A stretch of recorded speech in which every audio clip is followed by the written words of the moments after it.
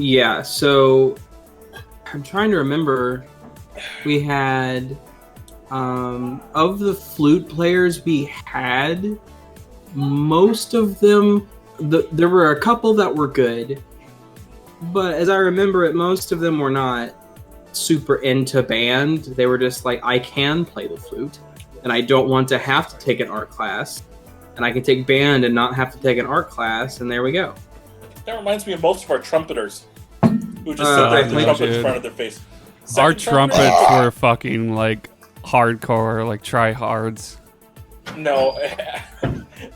70% of our trumpeters in my high school band were just hold the trumpet in front of them and talk to their buddies next to them.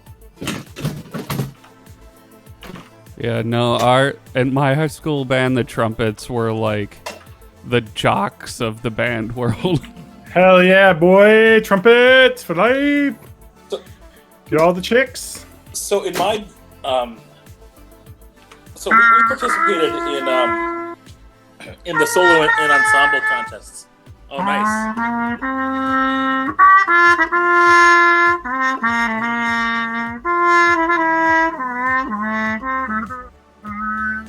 My trumpet...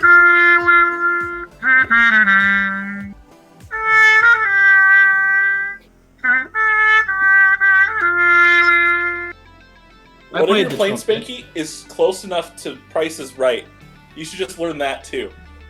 That is called Feels So Good by Chuck Mangione. Yeah, I know that song from King of the Hill. That's where I know it from. A lot of people have also learned it from Doctor Strange. Whenever they're in the surgery room, they play that. Really? Really? Yep. I haven't seen that movie. My trombone's in Illinois, because I did learn trombone in 10th grade. You're such a tromboner. This trumpet is my marching trumpet. It is a $200 maybe Chinese piece of garbage. Okay. The thing about me that I understood that so there was a couple kids who had like really nice, like I don't think anyone had any like Yamaha Xeno or whatever they're called, or any like box strats or anything like that. But there was, I think one guy did have a Yamaha, like a really expensive Yamaha. But that was all they had. And like, we're a small enough school that you can't just be in concert band. You have to do at least marching band or pep band at the football game or something. Which means you're going to take that $1,500 trumpet and you're going to sit in some fucking concrete bleachers with a bunch of 7th graders. And the thing is going to get fucking ruined. And it did. Every single person who had like an expensive trumpet ended up getting dinged or fucked up. But me, no, I bought this cheap Chinese piece of shit and it is all fucked to hell. Like the bell is completely warped. The Chinese trumpet. The Chinese trumpet. The tuning slide. The Wuhan trumpet. The tuning slide, I don't know if you can tell there, I've had to solder it back together and cover it with hot glue to make sure that it stays airtight. It's a total piece of junk. Absolute crap. Yeah, well, here's my trumpet playing. Nope. That's supposed to be an elephant sound. What the fuck, dude? dude? Cruise, we talk about the Chinese trumpet and more right now. I too played trumpet, Spanky, and I too had 2 trumpets. My marching band trumpet and my good trumpet. That's the way to do it. I still have my marching band trumpet, and I sold my good trumpet when I was in college because I stopped playing. The only instruments I ever owned were trumpet. I used school instruments for everything else. I marched with a valve trombone once. That was a weird experience. Oh yeah, valve trombones are fucking weird. Because what it is, I mean, you know, it's the same 3-valve system, so you're playing it just like you would a trumpet, but you're reading bass clef music, and you can't do any of the sliding or anything like that. It's a euphonium in the shape of a trombone. Pretty much, yeah. Well, no. Well, the octave is it's more like a baritone. Yeah, the octave is the same. The timbre is a little bit Is a different. euphonium. No, well, No. it's like the Baritone difference has between a trumpet and a conical cornet. A euphonium has a conical bore all the way through, and the baritone is straight bore that flares out at the end. Okay, fair enough. So I think you have that backwards, but I'm not actually sure. yeah, I don't know. One of them is one. You know what's a but straight what about- bore? You guys talking about this shit. You shut your goddamn face. Shut up, John. So I work at a university, and they have a surplus.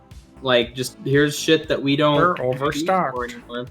And I went there, and we're allowed to take anything as long as it stays in our office. So, like, I got some weird shit. Like, there was an oscilloscope that's used for broadcast.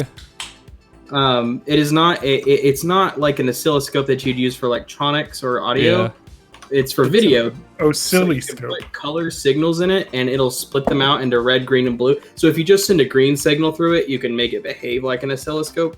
Yeah. But it basically tries to split the signal into like red, green, blue, and it'll show you your color balance. And what this was used for is for live broadcasts, you would run all your cameras through an oscilloscope like this and compare their wavelengths to make sure they lined up. So when you switched from camera to camera, the color balance would all be the same.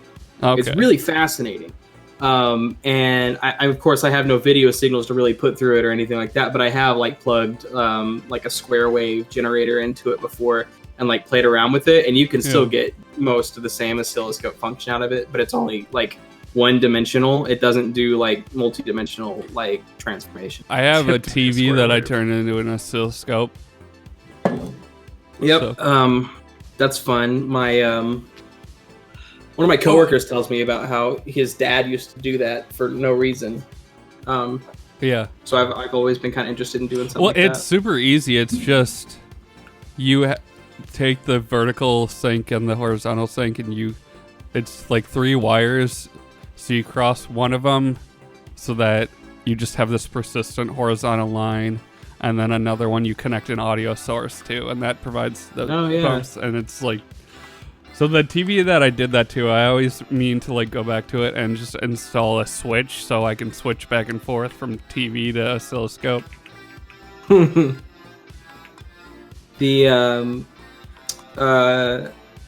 shit, what was I talking about? Anyway, so in concert band, I played tuba, I played trombone, I played euphonium, I played bells one time, I played trumpet my senior year in concert, but basically I was kind of all over the place in concert band. I could read music, and I feel like most of the people couldn't. They're just like, if the dot's there, it means I gotta put my fingers this way. So, and they kind of figured it out eventually. But I could actually read the music, so my band director was just like, we really need someone who can actually play the music to be on tuba right now. So you're playing tuba for this.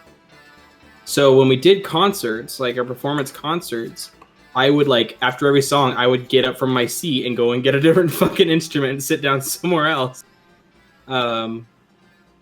In jazz band, I played trumpet. Jazz band for us was, I think, 5 or 6 people. And it was basically like there'd be smaller events, like Rotary events and whatever that the school would do. And we would just play music at those. So it was like, they're like, hey, they decided they're doing like a parent-teacher like night thing, and they want to have like a banquet and music. So jazz band, mobilize. So we did that. We did like a couple Christmas things, I think. And then pep band was, I say pep band was basically all of the marching band people, but marching band, basically it was like if you were a sports person, you had to be in marching band if you're going to take band class, but you did not have to be in pep band because you were a sports person. So like if it was like we have to learn to do, because we did football field like halftime show marching stuff, we had to be there at like 6 a.m. every morning and do like 2 hours of practice before school to learn like the routines and whatever. And football players, sports people, they didn't have to do that. But they did have to learn to march, which no one was good at. at my school. They were all like, "I'm just gonna walk," and like the drummers would be playing, marking time, like left, and I would just yell at people like left, left, left. Like the drummer hits the drum when you step with your left foot. I don't give a shit what you do with your right foot in the meantime, but the next time he hits the drum, step with your left foot. Hey, John, go get some levels. We on Twitch? Yep. I'm busy placing bombs on a horde warship. What the fuck is X-52? What? I see X-52 in your camera. Well, that's my my flight stick. Oh, okay. It's the box for it. Show us your stick. All right, we did last week. Show me your dick. I mean, stick. I will. Show me your penis. I'll post it in the throttle. Discord. It's all tied up over there. I don't want to fucking... NSFW. Hey.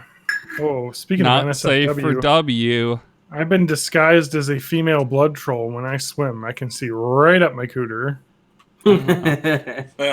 Do they have human-like cooters? No, I'm wearing a thong, so I can't see the actual cooter, but I can see where the cooter would be. Because I'm not really... Did you say troll? What did you say? Yeah. I'm not really like the familiar word with cooter. troll anatomy. Other than on Twitter. Ew, Twitter trolls. Where are all my Twitter trolls at? Where are all my bows in the house? Where are all my trolls? Trolls 2 World Tour. I saw The that. McElroy brothers. Was it any good? No, of course I didn't see it. It's a fucking I don't terrible know. children's movie. You should. Are you I would kidding me? recommend listening to the McElroy brothers podcast about them Yes, their scamming their podcast way is into it. quite good. It's like done in a Speaking of This the American McElroy Life brothers, style. I want to take it. Talk about Audible. Hey guys, do you want to hear a bunch of really bad stuff that people sent in that's cringy? Because we got that. What? It's their fans are the absolute cringiest. Hang on, I got this. I'm going to talk to our Wait, the potential cringy. sponsors right now. Oh, I thought you meant of our podcast. Oh God, no! Our fans are cool. We don't All, have. all of I our know fans you're are like that listening. Winnie the Pooh that looks cool. Remember Yeah, that? the one in the David Bozo? tux. Yeah. I'm just stalling because I'm doing this quest. Oh yeah, who's wasting time now? Matt, you said 8 o'clock, so It is 8 Hey, o'clock. Verve, I know you're listening. it's 8 o'clock somewhere. You pay us $40, just $40, and we'll do a 90-second spot about getting Verve. Verve. TJ is selling us Yeah, out. hey here. Verve. $40. That's all Verve. I want. We're being sold out for $20. 40. And Oh. it's going all to John. 'cause And it's $40 John pays everything. per placement. So Yeah, they- 40 bucks. if they per want to add on more than one episode, it's gonna be $40 more bucks. Okay, fair enough. $4,000, got it. Oh, shit. What we should do is sell our back catalog of 389 episodes and say, hey, John There's will more than personally edit your ad into every single one of those episodes for $200. Sure, I will. How's your quest going? I just sent a horde embassy into the void. Okay. That went quite well. Nightbot's fucking talking to me. Tell him to Your shut up. Wait, Impa? No, Nightbot is their Nightbot is friend. Well, I how have come- those messages set to you set like a minimum chat threshold, and I have them set to 2 messages. So like all I need is you saying something and me saying something, and then it's like, oh, people are chatting. I'm gonna post these messages. You know what but is the why do you best? have the default Discord link What? instead of the Guild 421? Your Hemsworthfeet.world. Hemsworth No, feet. Discord. World, baby. Hemsworthfeet.world brings us here. Night. I mean, to the Twitch. Where is my fucking thing Here, that I have? I'll There change is. it so that it's both. Do I need to get levels or something? What's going on? Yeah. Whatever you want to do, man. Whatever you want to do. If we're not going to start in the next 5 minutes, I'm just going to invite 7 more people in the podcast. Do it. Please don't do that. It's hard enough with the amount of people we have to stay on track. No, what we'll do is we'll mute them and make it a call-in show. Okay. Guys, Yeah, let me just set up a tape delay so that I can bleep out like anything shitty. Welcome to Z109, the Fox. Whenever Ewan and myself did Cool Games Inc. Vancouver, what's that show? I've never heard of it. it doesn't exist anymore as far as I know. I'm a while away, Stan. Yeah, I don't know if that exists anymore either. So my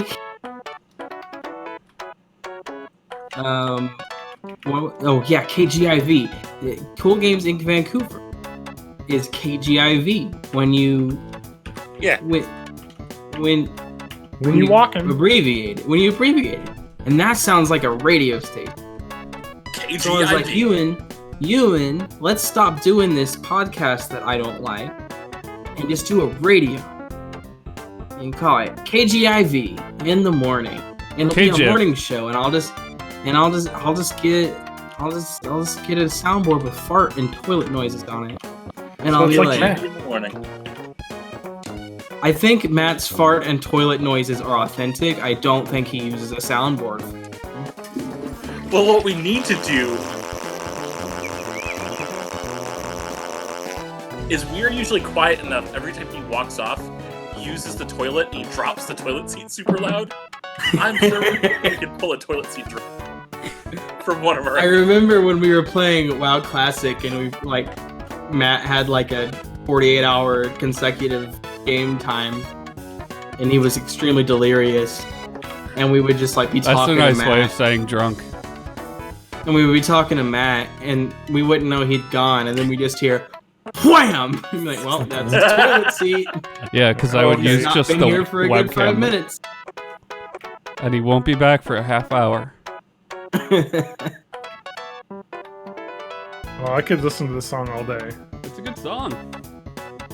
Did you compose Welcome this to yourself? Born in the 80s, episode 390. I'm your host, John Dangerrow. I remember when Matt co-host. used to compose music for this show. I remember when I used to make music at all.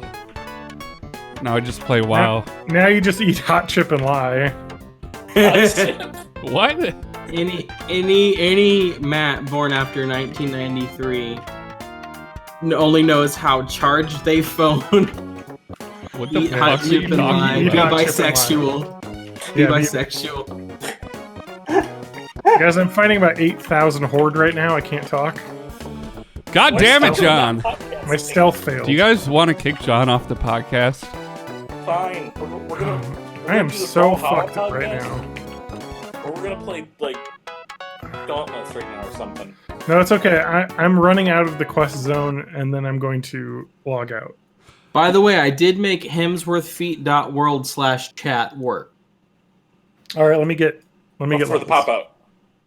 Yeah, if you just want the chat. Well, I got it up on the Xbox. sometime. Twitch.tv. Okay, and then it's Matthew Haggerty Music. Just Hemsworthfeet.world. Why are Manthony you going the long way? Music. Yeah, come on, man. You know this. Ugh. Come on, man. Come on, man. All right. There's a trailer for some sort of Predator game here. Like sexual predators? Predator Hunting Grounds. The Louis PS4 C.K. exclusive. game. All right, let me. Yes. Okay, Mixer. I got Mixer. We're on Mixer. You guys talk for a second. All right, I got it. Okay. All right. This is John at his normal volume microphone location. Next is going to be Matt. Hey, I'm Matt. This is how I talk. I'm trying to not block my face with the microphone. Yeah, this is TJ. If I'm a little quieter Okay. from here, it's fine. I'm going to lean forward as we go. Spanky? Yeah, I'm here and I'm Spanky. TJ and May. This is like where I sit and talk and shit at. Nice. TJ, my favorite part about your microphone recording is that It's echo. you are going to get a level at a level that you're not going to actually sound like, so we can guess. Can you move where you're going to be leaning forward? Fine. I'm trying to be lazy because I'm going to fall asleep again. I'm not going to fall asleep. Don't fall Let's get asleep. about right here, Mr. John. Okay. Mr. John, I'm right here. Levels sound good. Okay. We're John, good. I'm back. I'm not. Okay. Hello? I got to switch to... Can you guys hear me?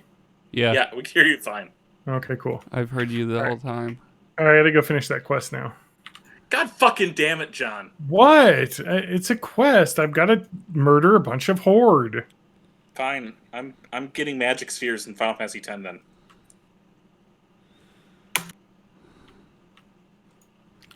Well, I only have to kill 3 more, so it will not take me more than like 2 minutes. I'm just gonna kill Jumbo Flan. I'll do it on stream.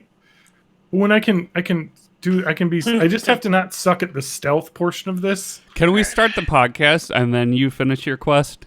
Yeah, we can start the podcast. All right. So I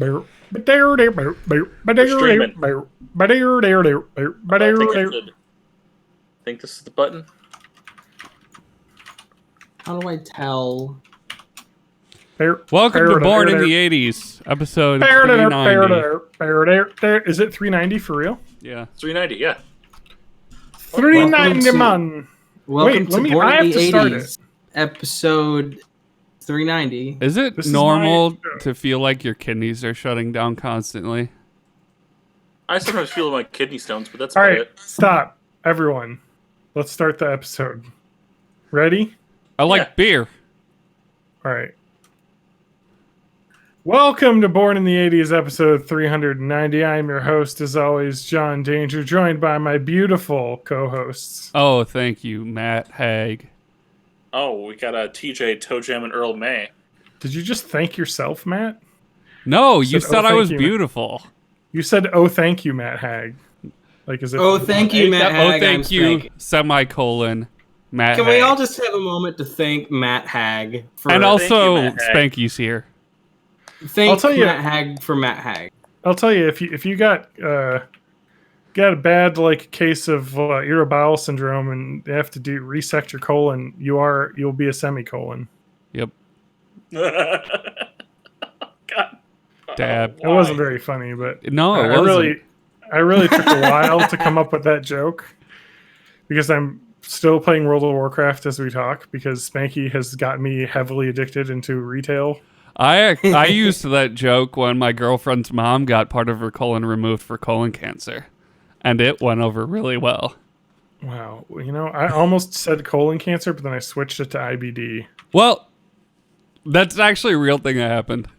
It was It is a real thing that does happen. It was I'll a cut out the soup. part that's Don't worry. bad. If you're worried about my girlfriend's mom, don't worry. She's fine now. She's dead. No, no. She has no She's more with the hairs He's Lord. resting in peace. because I feel like I would be fine if I was dead now. Yeah. The way Well, that the world- see, the thing is, I'm fine because I'm covered in the blood of Jesus. So, I've got this colloidal silver that I use. I'm Hey, still- he's from Missouri. You bet if you're getting colloidal silver, you're getting Missouri silver. Did you? Okay, so I'm did you still see covered the? in hard black cherry lemonade, but Did you see the article? Was it Chris Cuomo, the guy from fucking CNN's wife, takes baths with like bleach in the water? the Yeah. fuck? Don't do that. yeah, don't do that.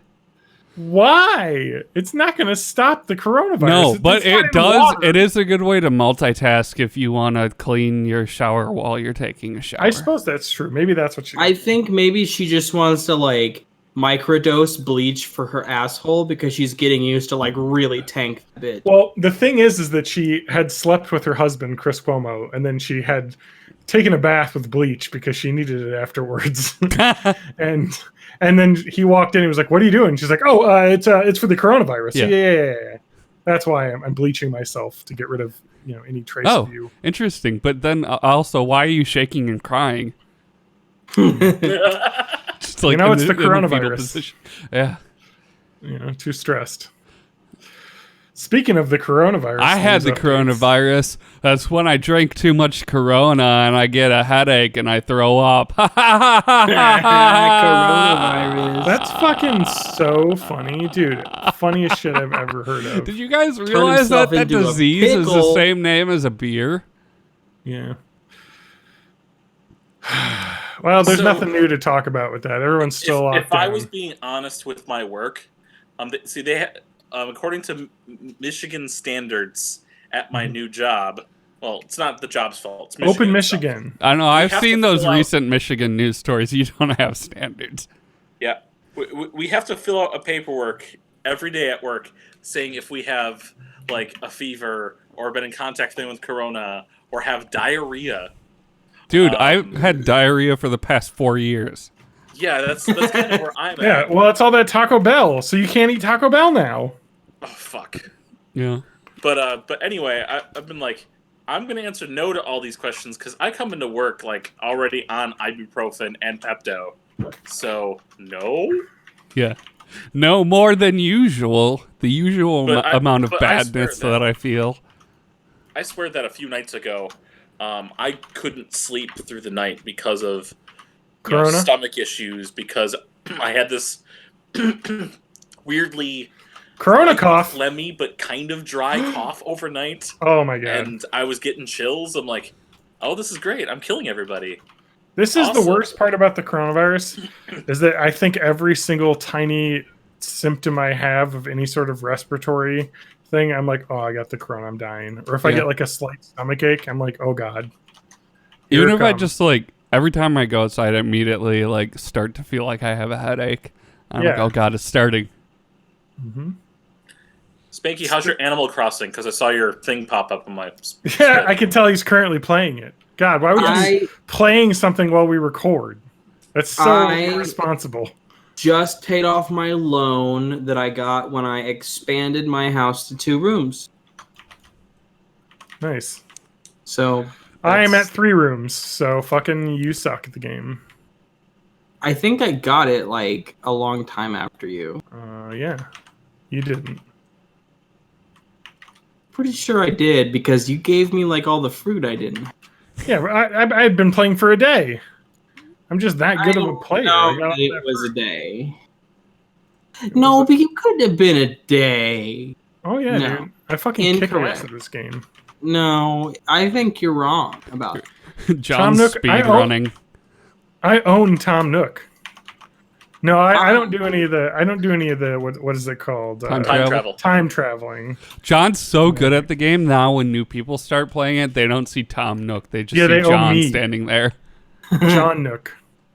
Who John is Nook. okay? This TJ is not paying attention to us playing Final Fantasy X. It's a really solid show TJ, so far. TJ is just showing us that TJ is playing Final Fantasy X, and I have to ask TJ. TJ, who's your favorite Aeon in Final Fantasy X? None of them, because the best Aeon is Rama from Final Fantasy VII. Ranma 1/2 is correct. Ranma 1/2. I know what that is. That's anime. But anime. Your favorite genre? That I'm is only- that's like gender Yeah, and it's- transformation. Oh, that's anime. right. Yeah. Yeah, it's like I can't remember exactly. Like Ranma, like has like a sneezes. It's every yeah, time he it's like Sleepaway sneezes, he Camp, becomes a woman. Oh, really? No, Really? it's hot water. Hot water turns Hot water burn baby. her. Cold water turns her into. Don't throw the gamer girl out with the bathwater. That's what I always say. Sneezes. The one who sneezes is Launch from Dragon Oh, Ball. you're right. Launch from Dragon And Ball. she turns into a nice woman or a crazy bitch. So she turns Like into my ex-girlfriend. Oh. Yep, good one. Thank you for being misogynistic, Matt. Do you have her number? No. Matt's a 1, boomer 2, here. 3, 4, 5. Oh I was shit! gonna say it's the number 867 4. 5309. I got her number on the wall. Oh fuck! I forgot. I have Hey. kids still too. Okay, so this is devolving already. Yeah. You're playing World of Warcraft. I'm not playing World of Warcraft. We're streaming World of You are Warcraft right now. sharing yourself playing World of Warcraft at the moment. And it What is if I was- currently the focus of the podcast. I've made it the main screen. It's the zoom back. I'm not jumping and flying with my sweet demon wings. Yeah. I'm not assessing the situation with Chandra Feathermoon. In these uncertain Oh, times. here's the cutscene. I'm done. All right, So let's I watch watched this an anime this past beautiful week and a half. cutscene. TJ, describe your anime while John shows us this cutscene. Awesome. So I'm going to describe my anime by getting a 1:30 in the morning message on Discord. Well, it was 1:30 in the morning Eastern time, asking, "Hey, did you sign into my Netflix?" Yeah. I don't remember who that was from, but That was from me. Because I got an email and then it said like Missouri or something for the login. And I was like, that doesn't seem right. Marquette, Michigan is Maybe. probably what you saw. I don't know. Let's see. Yeah. I mean, it might have been funneled through a third party because it was hotel Wi-Fi. Oh no, it wasn't Wi-Fi because I was on a cell phone. No, it for sure prefer is. the It hotel says account. Missouri. So I don't know if Spanky's hacking my account. Okay. It's such a lonely place. So I watched a Netflix anime because dubs An are anime. easier to watch when you can't read small words on a cell phone screen. What was it? Agretsuko? It was not. I finished that a while ago. I watched No Game No Life. Oh, Oh yeah, I've heard of that. it's my life Which, story. Besides the fact, I think the reason We've a had lot this of people like conversation this before, show, haven't we? Because I was like, it's Sword Art Online. kind of, it's sort of online. If every dispute in the world was solved by essentially, all right, take the Agni Kai process from Avatar: The Last Airbender.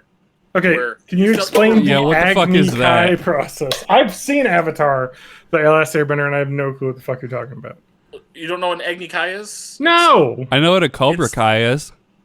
Yeah, I know that. Let's talk about that. What's I'm an waiting for Agni season Kai? 3. I'm fucking still. Agni Kai! Anyway, an Agni Kai is Agnes is a Kai? duel in the Fire Nation. If you Wait, feel like what your about the honor's Fire been- Nation? Oh, okay. So Oh, that it's that like a- hipster festival at the island? No, what's it called? What's the a Mach Gora in Warcraft? Mukbang. Mach Mukbang. Gora. A mukbang. Loktar. A mukbang is just a really sloppy session. Anyway, Okay, so what? Explain, TJ. every dispute in this alternate world universe is settled by playing a game. What game? There are 10 Fortnite. pledges that the whole world Like has, Saw.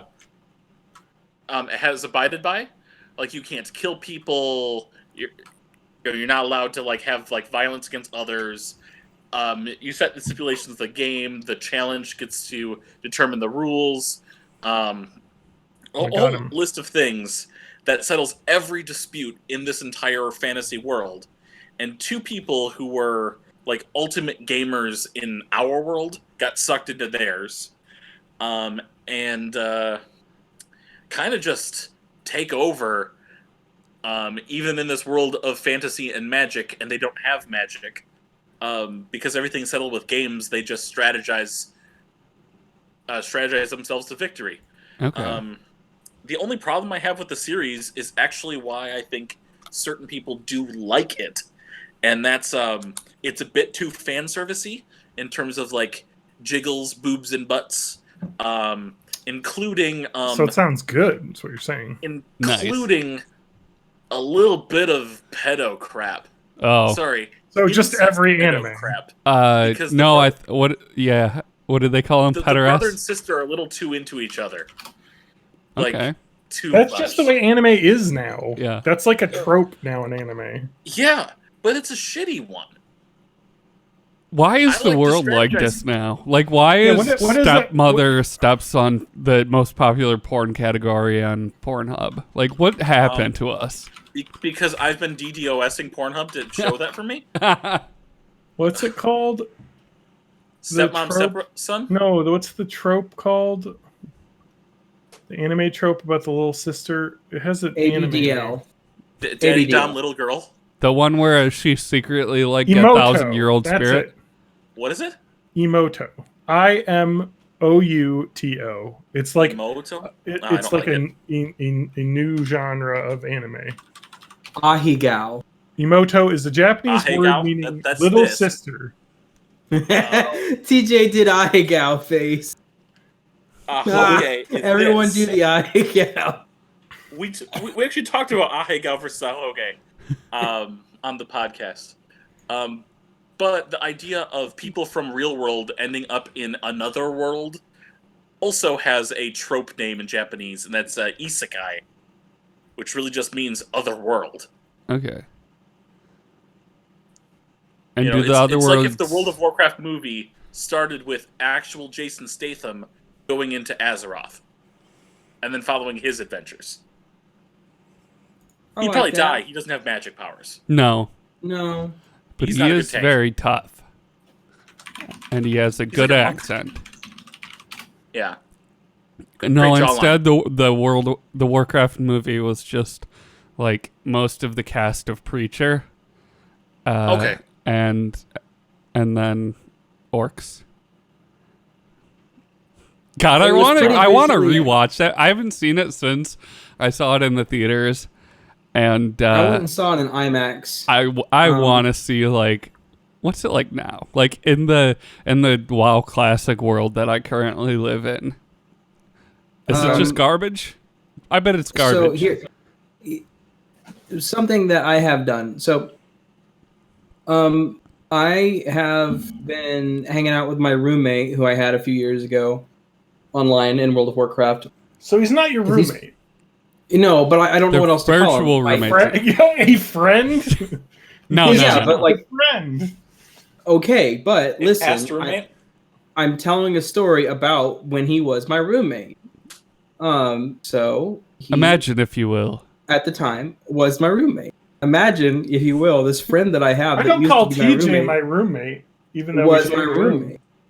roommate. I lived with him for 2.5 years. I lived with TJ for a summer. Imagine. Anyway, so I took.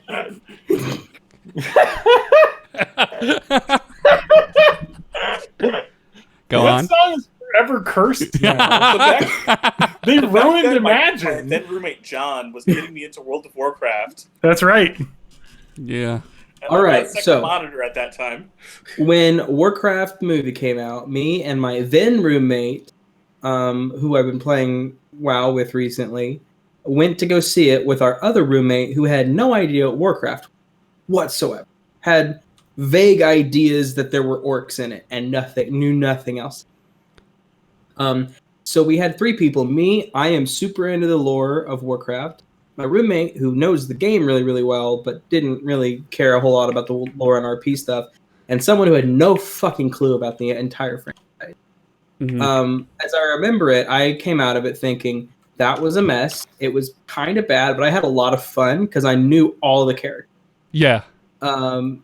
My roommate was like, kind of like the same thing, was like, I don't really know the story of what I just saw, but it wasn't like the exact story of what happened in the lore anyway, so you didn't really need that. But he knew the characters that were relevant in the game, like Khadgar. He knew, obviously, like the big people. Like I don't think he really knew like the whole like Lothar and that kind of stuff about it. But like the people who were in the game still, he definitely knew. And then my other roommate, who knew nothing, came out of it going, I can't tell you the name of a single character in that movie that I just saw. What the fuck did I just see? Yeah. You So guys- honestly, I think that movie is probably like a 0 out of 10 in terms of like, was it a good movie? But I had so much fun watching it in IMAX. So let's not talk about Warcraft anymore. I've finally gone off the So, anyways, I was playing World of Warcraft Classic. Do you guys want a COVID update? Do you guys want to know how terrifying it is now? Yeah. Yes. There you go. Da-da-da-da-da-da. So I've been following the guidelines of the president. The- I've already started a main line of antiseptic. I put a Ready to UV flush. flashlight up my ass. So the death toll is now 50,000 in the U.S. We hit it. We did it. Sniffles. But I want to highlight some new things we've learned about the coronavirus. The fact that it is not just, it appears, at least based on what the hospital workers and researchers in New York have found, it is not just a respiratory virus. It appears to also, on top of attack your lungs and whatnot, it also increases the ability of your blood to clot. Yep. Leading to strokes. And now they've said that there is a very large spike in patients in their 30s and 40s now showing up in hospitals with massive strokes and heart attacks. Mhm. Because Because that's the demographic that was like, I don't need to fucking be careful. I'm invincible. It just takes out boomers. Yes, correct. And again, while this is not likely to be you, it is still possible for someone here who is 13 or 33. This person was who Same had age a as massive Jesus. stroke. Just like Jesus. Here we go.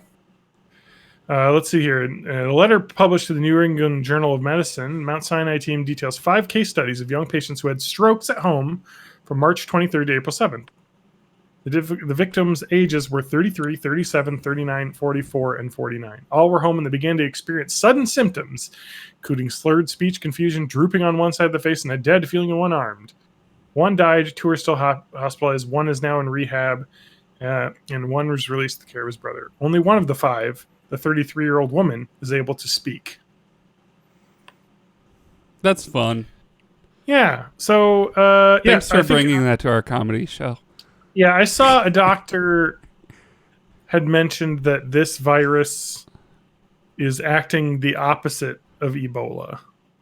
Whereas Ebola is a major hemorrhagic virus, which makes your blood super thin, so you basically bleed everywhere, including out all of your orifices, because, your blood vessels just start leaking. This is basically, they said there's like dialysis machines getting clogged with clots. They've never seen that before. It just turns your blood into soup. It's rattlesnake venom. Yeah, so that's good. Yeah, that's fucked. Yeah, so that's another large complication with this virus that we hadn't really seen or heard reported, because again, this is the problem with this disease and at the stage that we're at is there's a lot of people that don't know they have it, or people that just die of a stroke and they're like, oh, they had a stroke, but actually they may have had coronavirus that caused a stroke. It's also so that's good. People just don't get that this is literally a brand new thing, and we're still we know almost nothing about it. That's why every week there's another headline of some new terrifying thing we discovered. Mm-hmm. That's the problem, and that's why I'm bringing it up, because I want to bring this up because I know I've maybe tried to not sound as alarmist, because I think, again, you got to think about the percentages here. I mean, if you're under the age of 60, your chance of dying this is exceedingly slim. But it also is something that we cannot know, because it is a virus that has never been in humans before. So we do not know how it's going to act. And now we're at the point where we have 50,000 dead, and you have hospitals saying, oh, hey, actually, this isn't just destroying people's lungs. This is causing blood clots that are destroying other organs, livers, hearts, brains. I mean, it's killing people in other ways that we didn't even know. So, it is largely safe. I mean, you have, New York City actually posted that they did a randomized antibody study, and they found that 13% of the people, the 3,000 people they had the virus. So they're thinking that the fatality rate is closer to about half, 0.5, based on that. So it doesn't sound like, again, it's not that bad. But if you just have an immune system that isn't great and you get it, you're fucked because we have no treatment plan right now. Yeah, I feel like there's also a lot of I don't know, kind of like what you said. There's people who are like, what does it matter if I get it? I'm like, are you ever going to be in contact with someone who for whom it does matter if they get. Well, it's because this country has, with the 2016 election, has empathy is gone. The Republican Party is the anti-empathy party. They're the I got mine, you don't deserve yours. You're talking about libertarians. Yeah. There's no empathy, and so you don't understand, like, oh, well, if I can... And the funny part is that there are older adults, like my parents, that are definitely not, like, libs, but they're much more the typical Wisconsin, we're going to be sitting in the middle of the fence and voting each other. Like, my dad said he didn't vote in the last election because he hated both candidates. So I guess, he couldn't bring himself to vote for Trump. He wanted Gary Johnson to have run. He's that type of guy.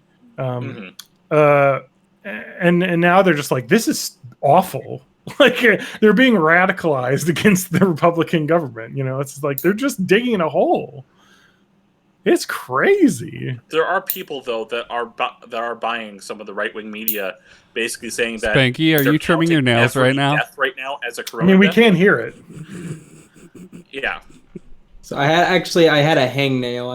I wasn't just grooming. I was like, I really wanted to tear it off, and I'm like, I'll just start bleeding. So I had to get my clippers and actually cut it. So does that mean that because I'm on an SSRI, I'm protected from the clotting? Because isn't that like thin your blood? No. No, you just have to snort a baby aspirin every morning. So I want to talk about that. I've actually read that they are thinking about possibly telling everyone to start taking baby aspirin. Because if you're over the age of 30, because it's kind of like it's not really going to hurt you unless, of course, you have interactions. I heard that the efficacy of baby aspirin, even for people that do have are taking it for heart risk, that it doesn't really do anything. Like, it's not a high enough dose to actually make a difference. Fair enough. I mean, now that they've discovered this clotting thing, they've said basically if you're a coronavirus patient, they're going to probably put you on blood thinners right away. Yeah. Because it's just a preemptive, like, as long as you don't have obvious, like, contradictions, like if you're, going to bleed out because you're on other drugs that they can't have blood thinners on them. But that's kind of the way it is. It's just that's the thing that struck me this week. I was like, this is terrifying. Like, this is another mechanism to kill you from this virus that we did not think. Like, it was like, oh, we got ventilators, we'll be fine. It's like, oh yeah, you can be on the ventilator, you can breathe, but your brain's dead because you had a massive stroke because you clogged up. My beard just bukkakied me. What I'm saying is, don't fucking go out if you don't need to. I'm pissed because when I go out, I see so many people without masks. Like, if you're going to be out walking the dog, whatever, in your yard, you don't need a mask, whatever. But if you're going inside into a store, wear a fucking mask. You need to protect everyone else from yourself. It's fucking just courteous. Fuck's sake. And it's hard to get a mask. I understand that. But it's not hard to get a scarf. Yes, a scarf, a t-shirt. Like, there was a guide where he showed the Surgeon General showed that you can make a mask out of a t-shirt and 2 rubber bands. You just fold it over, put it over your fucking mouth, so you're not breathing virus if you think you have it. I mean, like, the images are just like shocking of the way that the virus is spreading. Like, there's a couple studies. I'm going to see if I could bring up this image on the screen. I saw it was a Korean call center. You know what? It's not on the Washington Post site. So I saw somebody had dug up anonymized cell phone data where they looked at one beach in, I think, Daytona on spring break, and then they looked a week later at where those anonymous cell signals pinged, and like they went from that beach to their homes literally all over the country in every state, and that's how that shit spreads. Well, there was like an image. Oh, you know what? It was right here. Sorry, it was a tweet somebody posted. But like the way that this virus spreads is through aerosol droplets. It's not airborne. Airborne means that it's just free floating in the air and get there. No, this just means if you have it, you're means if you have it, somebody spit in your mouth. and it will spit it, fly around in the air for however long and land on surfaces. So this, I'm going to screen share. This image is of a call center in Korea where a virus happened. Can you guess where the person was sitting where this happened? In this call center, right there, right? In the middle. If you can't see this image, if you're not watching us live, but there's a Korean call center, and it's basically like like your typical building where the center is like the stack with like bathrooms, elevators, stairs, and everything. And then one side of the building's a bunch of call center seats, and the other side of the building's a bunch of call center seats and a couple like conference rooms. One side, I would say about 65% of the people tested positive, and then the other side of the building looks like 5 out of the maybe 40 people on the other side. It's because this virus is 100% about close proximity to someone who has it. So you can reduce that by wearing a fucking mask so your breath doesn't go as far, or just staying 6 feet away from people. Like that's the one thing you need to do. And for the love of God, stop spitting in each other's mouths. I'm just saying this out of exasperation of like, seriously, people, because I'm out shopping and stuff and people are not staying 6 feet away. You'll just be out there and some guy will just walk right in front of you. It's like, what the fuck are you doing? Yeah. It's great when it's like some white-haired old dude that's like 70. It's like, you're the people that should be worried right now. Yeah, I know. Like you have like if you're over 70 and you get this, you have like a 50% chance of dying. Like it is really serious for the elderly. And it's apparently, and now maybe I'm pissed because I'm reading stories about 30 and 40-year-old people dying of strokes, and I'm like, I could fucking die of a stroke. You know what I mean? Like, fuck, man. I don't want that to happen. And I'm sure the listeners don't either. Yeah. Stop stroking. Other than that, the hydroxychloroquine trials were massive, terrible. Nope. Doesn't work. Malarial drug doesn't work. Yeah, doesn't it also cause like significant heart problems? It can. That's a rare side effect. Although now, remember we talked about remdesivir last week. Mm-hmm. There is now new data saying that it has failed its first trial, remdesivir. Yeah. So there was a case study that was just a few people. Honestly, yep. Go ahead. Our media is bad about like even about not science. in a pandemic. Yeah. Well, no, yes, but even in a non-pandemic, like 2 years ago, when nothing was going on major in terms of like reporting scientific results, you could have seen an article that was like, "Oh, new study finds that using an elliptical will lead to hip dysplasia." Yeah, or like it's like it's and then you look into it, and it's like the study size was 5 people, and they were all 75 years old. So sorry. You have that, and then it exacerbates by the fact that Donald Trump is the president, and he is just one of those articles as a person with racism in the middle of it. Like, he's a Facebook forward as a person. Yeah, yes, exactly. Yeah. So what he does is he's like, "Oh, I heard sunlight was going to cure it, so we're going to put sunlight in the people." And it's like, what the fuck are you talking about, bro? I don't know. So the issue with this was that Gilead Sciences, who was working on the virus, they had inadvertently last week posted to the website of the World WHO that summary of study results that showed it was really good, and now they've pulled that back because it's not finished being peer reviewed. So likely because it probably isn't as good as that initial draft had said it was. And then there was an actual study done in China with an actual control group, and it appeared that 13.9% of the remdesivir patients died, were compared to 12.8 patients in the control arm. So there was really no statistical difference between the two. So really, that I think we still need to find out. Obviously, this could work because there's been, again, like we said, there's not a lot about this. We don't know anything. And people are talking about, like, we need to get back to work. We need to get back out there. We can't. Like, we don't know enough about this virus yet. You know what I mean? Like, we need to is Georgia still opening up? Georgia had its first business like opening order today. Today was I wasn't the sure. first day. Like once the Republican president is criticizing the Republican governor for being too like cavalier about it, I wasn't Brian, sure if it was going to keep going. I have a friend who lives in Georgia, and basically, I paid attention. Of course, everyone paid attention because the whole Stacey Abrams had like a lot of promise in Georgia. But basically, Brian Kemp is like, I'm gonna sit on my front porch with my gun and my dog, and I'm gonna scare my daughter's boyfriend into like not fucking her. Yeah, he Like, had a he's campaign that as a ad person. where he offered to use his truck to go round up illegal immigrants himself. He's that kind of guy. Yes. So he's like, all right, well, time to open back up Georgia. Everyone has been graced by capitalism. And honestly, y'all, capitalism is fucking broke. It's Yeah, I it's feel like it's a now structure of society that for humans that does not support one characteristic that is like extremely existence threatening for humans, which is sickness. How is our main structural how is our main societal structure that we use one that cannot adapt around sickness?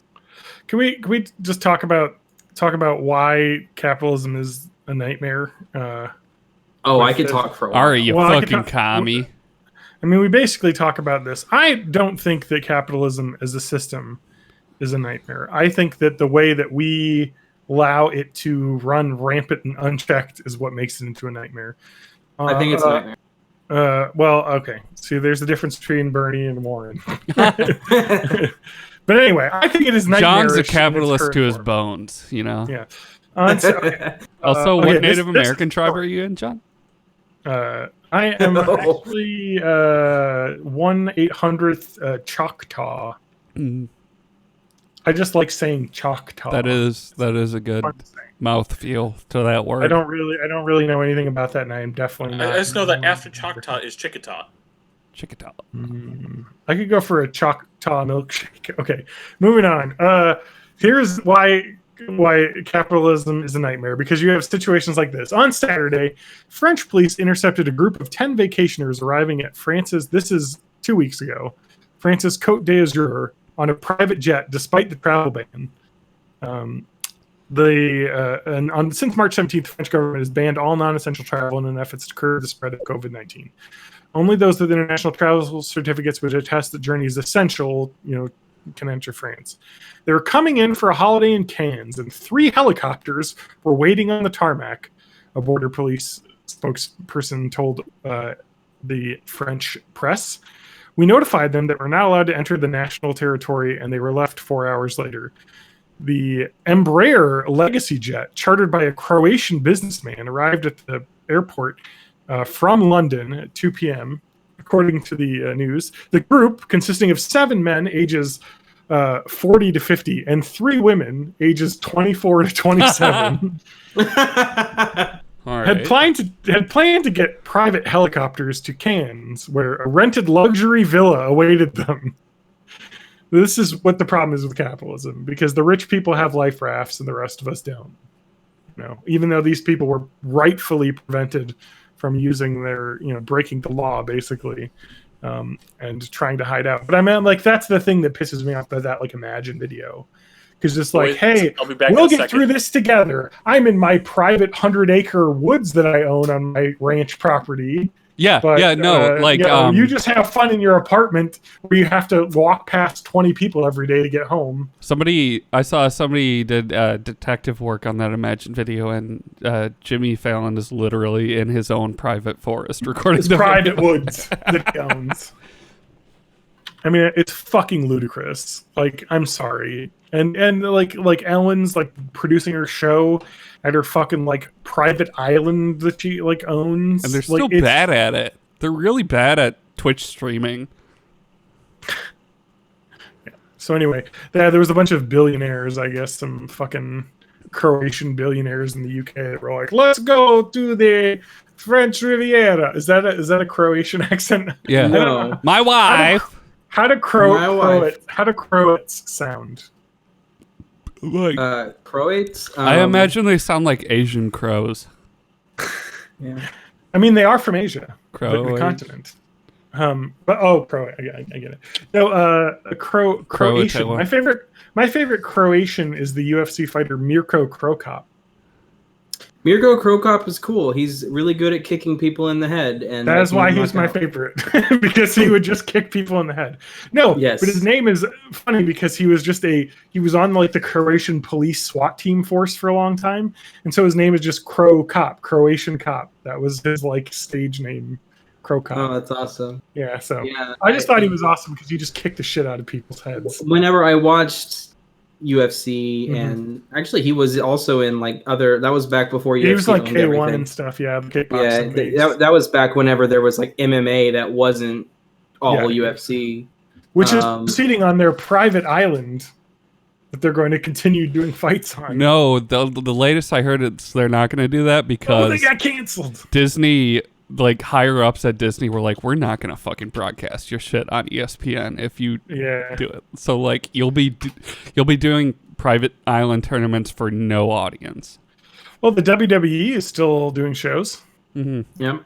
But they're doing it without an audience, which is they're weird. doing without an audience and without traveling. They're all just at their soundstage.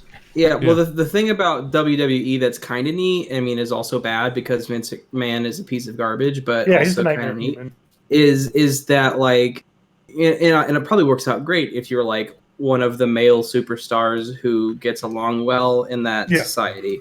But like, you basically have everything taken care of when if you're also at their beck and call, but, you know you're not going to get infected with your job at the WWE.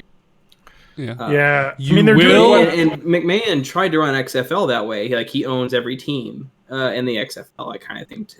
Now you do run a high risk of going crazy from concussions and steroids and murdering your family.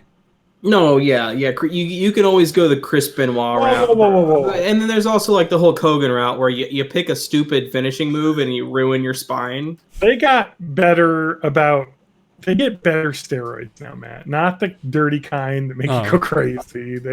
They're much better about it than they used to be.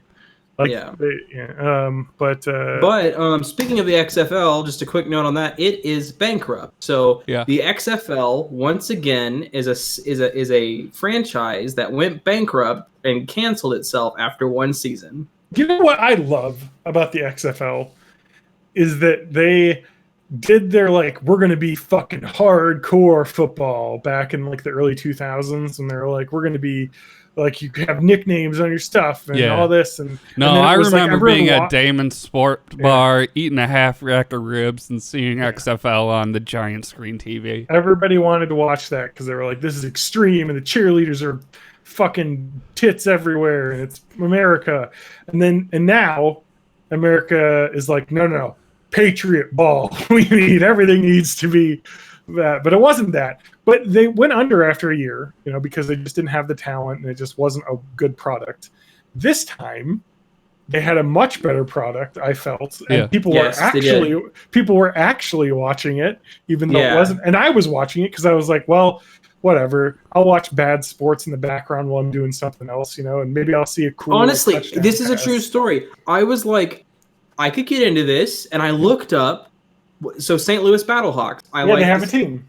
I like St. Louis Blues hockey, and I don't like baseball at all. So if you go to St. Louis, and you like predatory birds, right? So I love the Battlehawk, my favorite real bird that exists. Yeah. So like, I'm like, I would love to go to St. Louis, but like hockey season, I would like another thing to pay attention for in St. Louis, because my favorite sport is football, and I pay attention to Kansas City, and I don't go to St. Louis, even though I like hockey. So I'm like, I'll get into XFL. I'll be a Battlehawks fan. I go to the website. I'm like, I'll even get a jersey. I'll even like buy the merch and like show I would like to go see this. It was $260 for a jersey for XFL. I bought a Travis Kelce jersey from like one of the hottest players currently. Yeah, so to explain, even though they won the Super Bowl, so I feel like people might know finally who the fuck our players are, but But to explain, Travis Kelce is like Patrick Mahomes is the hotshot rock star young quarterback. The second in line to like favorite player is Travis. So like his jerseys will go on sale by like $10, whereas Patrick Mahomes will not go on sale at all. I got one of his jerseys at the stadium, like I didn't get a Chinese knockoff. I know because they make them at the stadium and like right there for like $160. And it's almost double that to get a Battlehawks jersey. And immediately I was like, no, I can't get into this yet. It's cost prohibitive. But they actually had like tens of even hundreds of thousands of people watching on the weekends. Yeah, so on national and TV. they had been in development for I think 2 or 3 years. Yeah.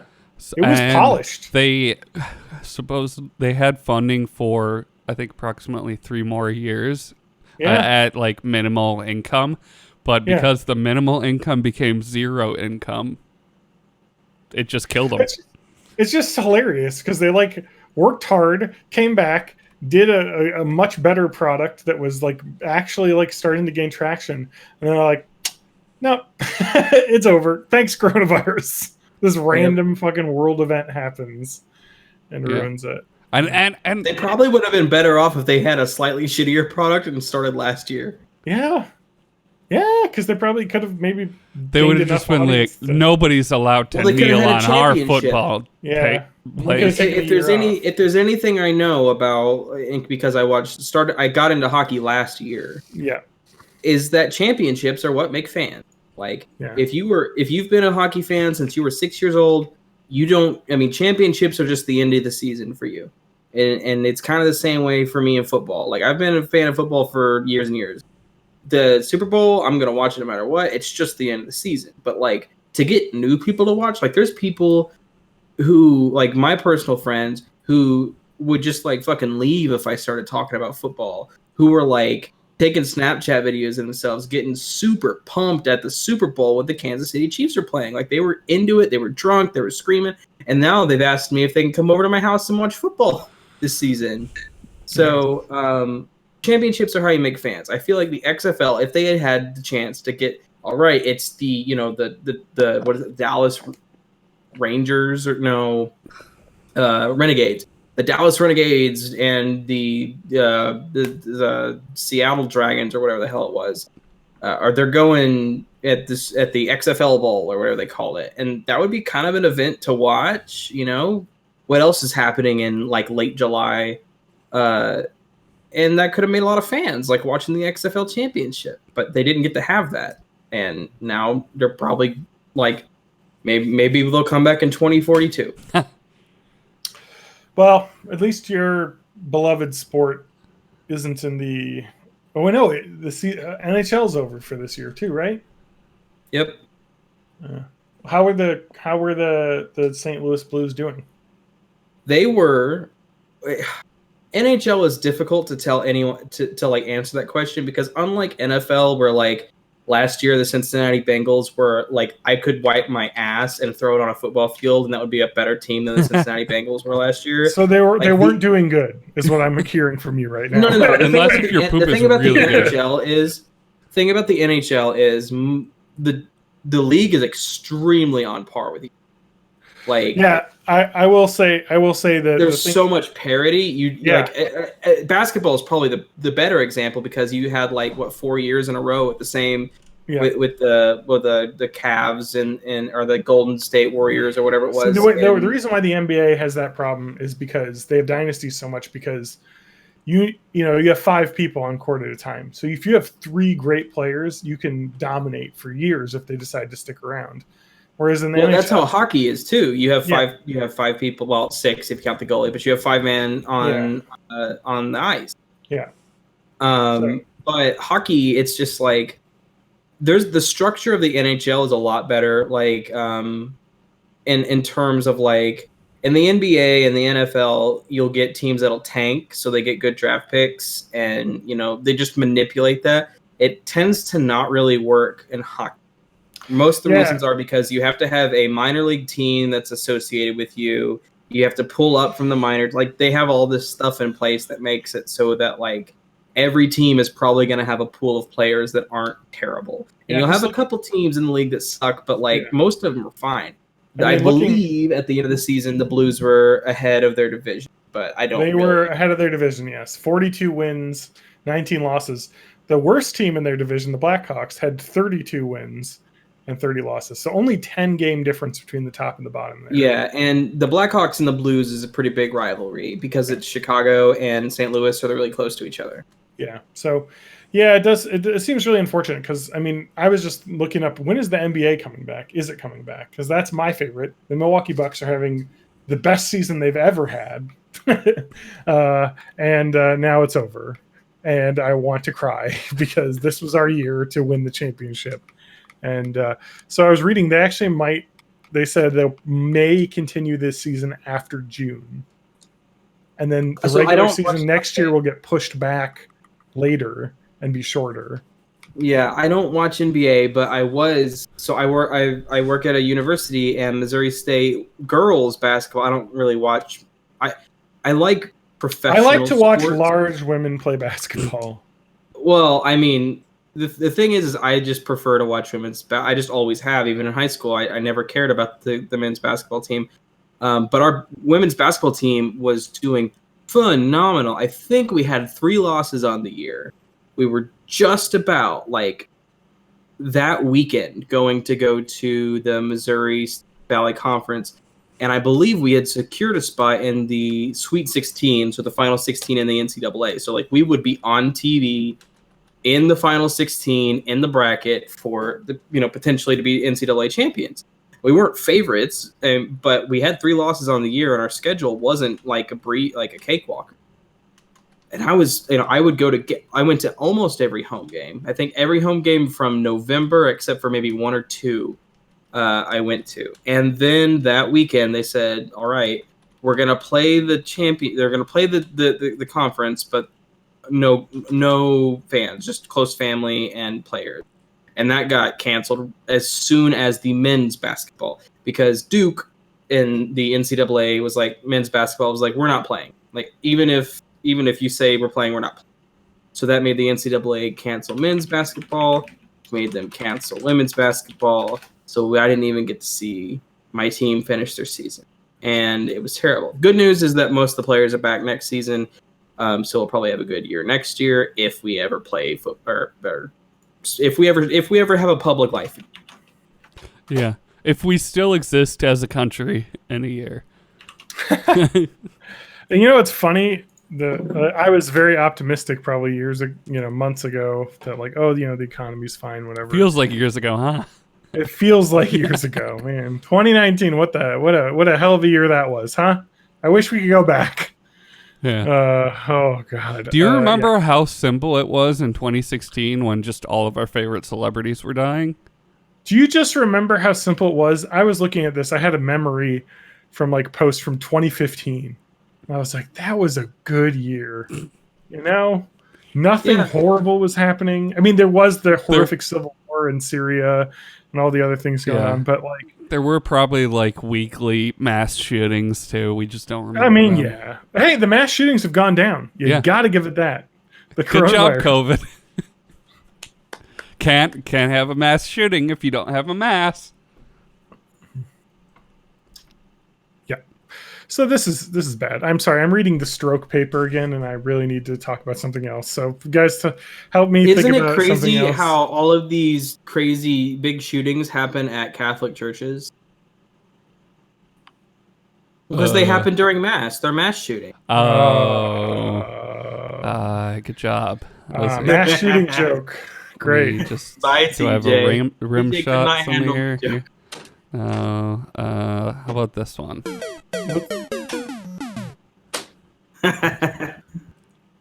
So I have a story I can talk about for at least a minute. Thank you. Okay. I recently became a Reddit celebrity. What was that? So I posted on a subreddit called r/eat cheap and healthy, and I just asked a simple question. Wait, like a cheap from fucking Mario?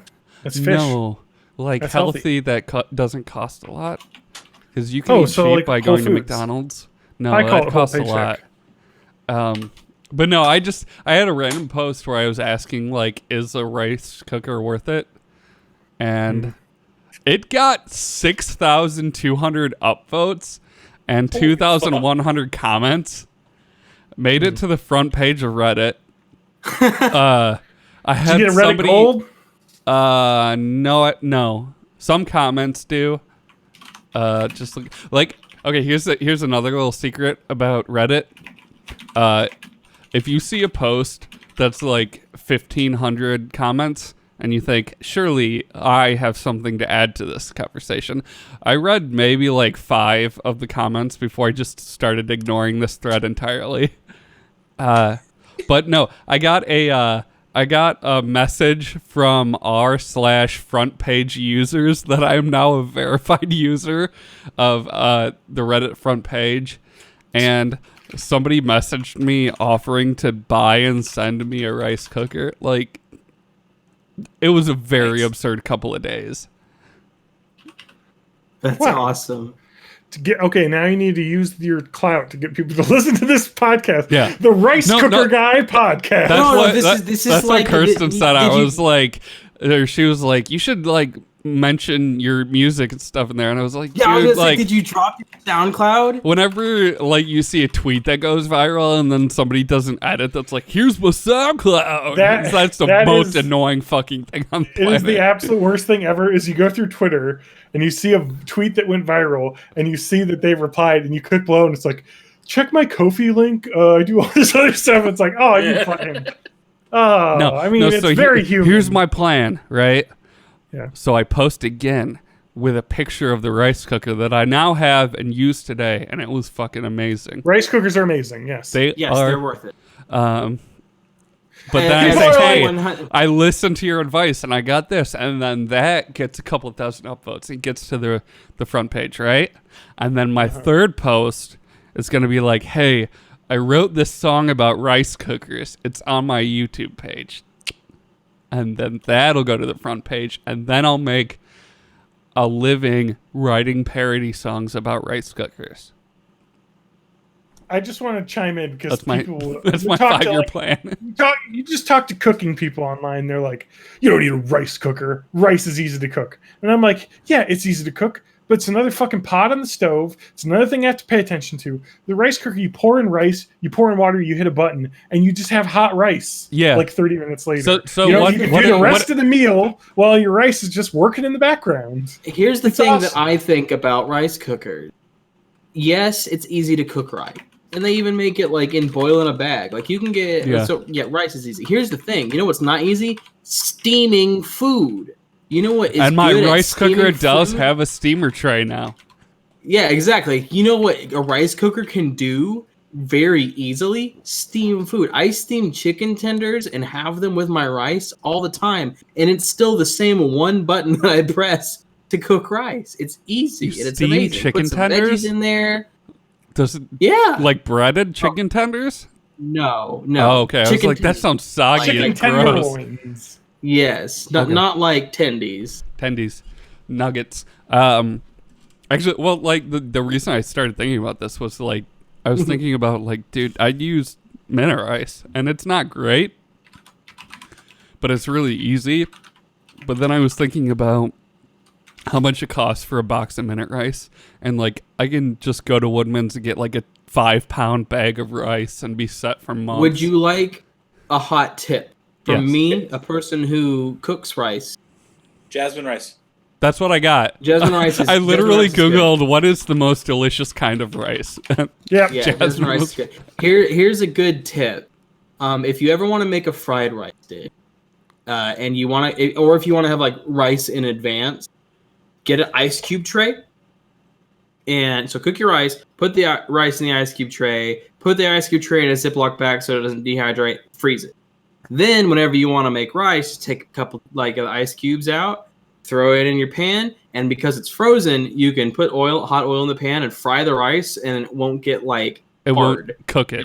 It'll crisp up It'll on the crisp. outside, but it'll still be like soft on the inside whenever you fry it. So you can make fried rice dish with the frozen rice, and the ice cube tray is a good way to portion it out because if you just freeze it, then you have this giant mound of frozen rice.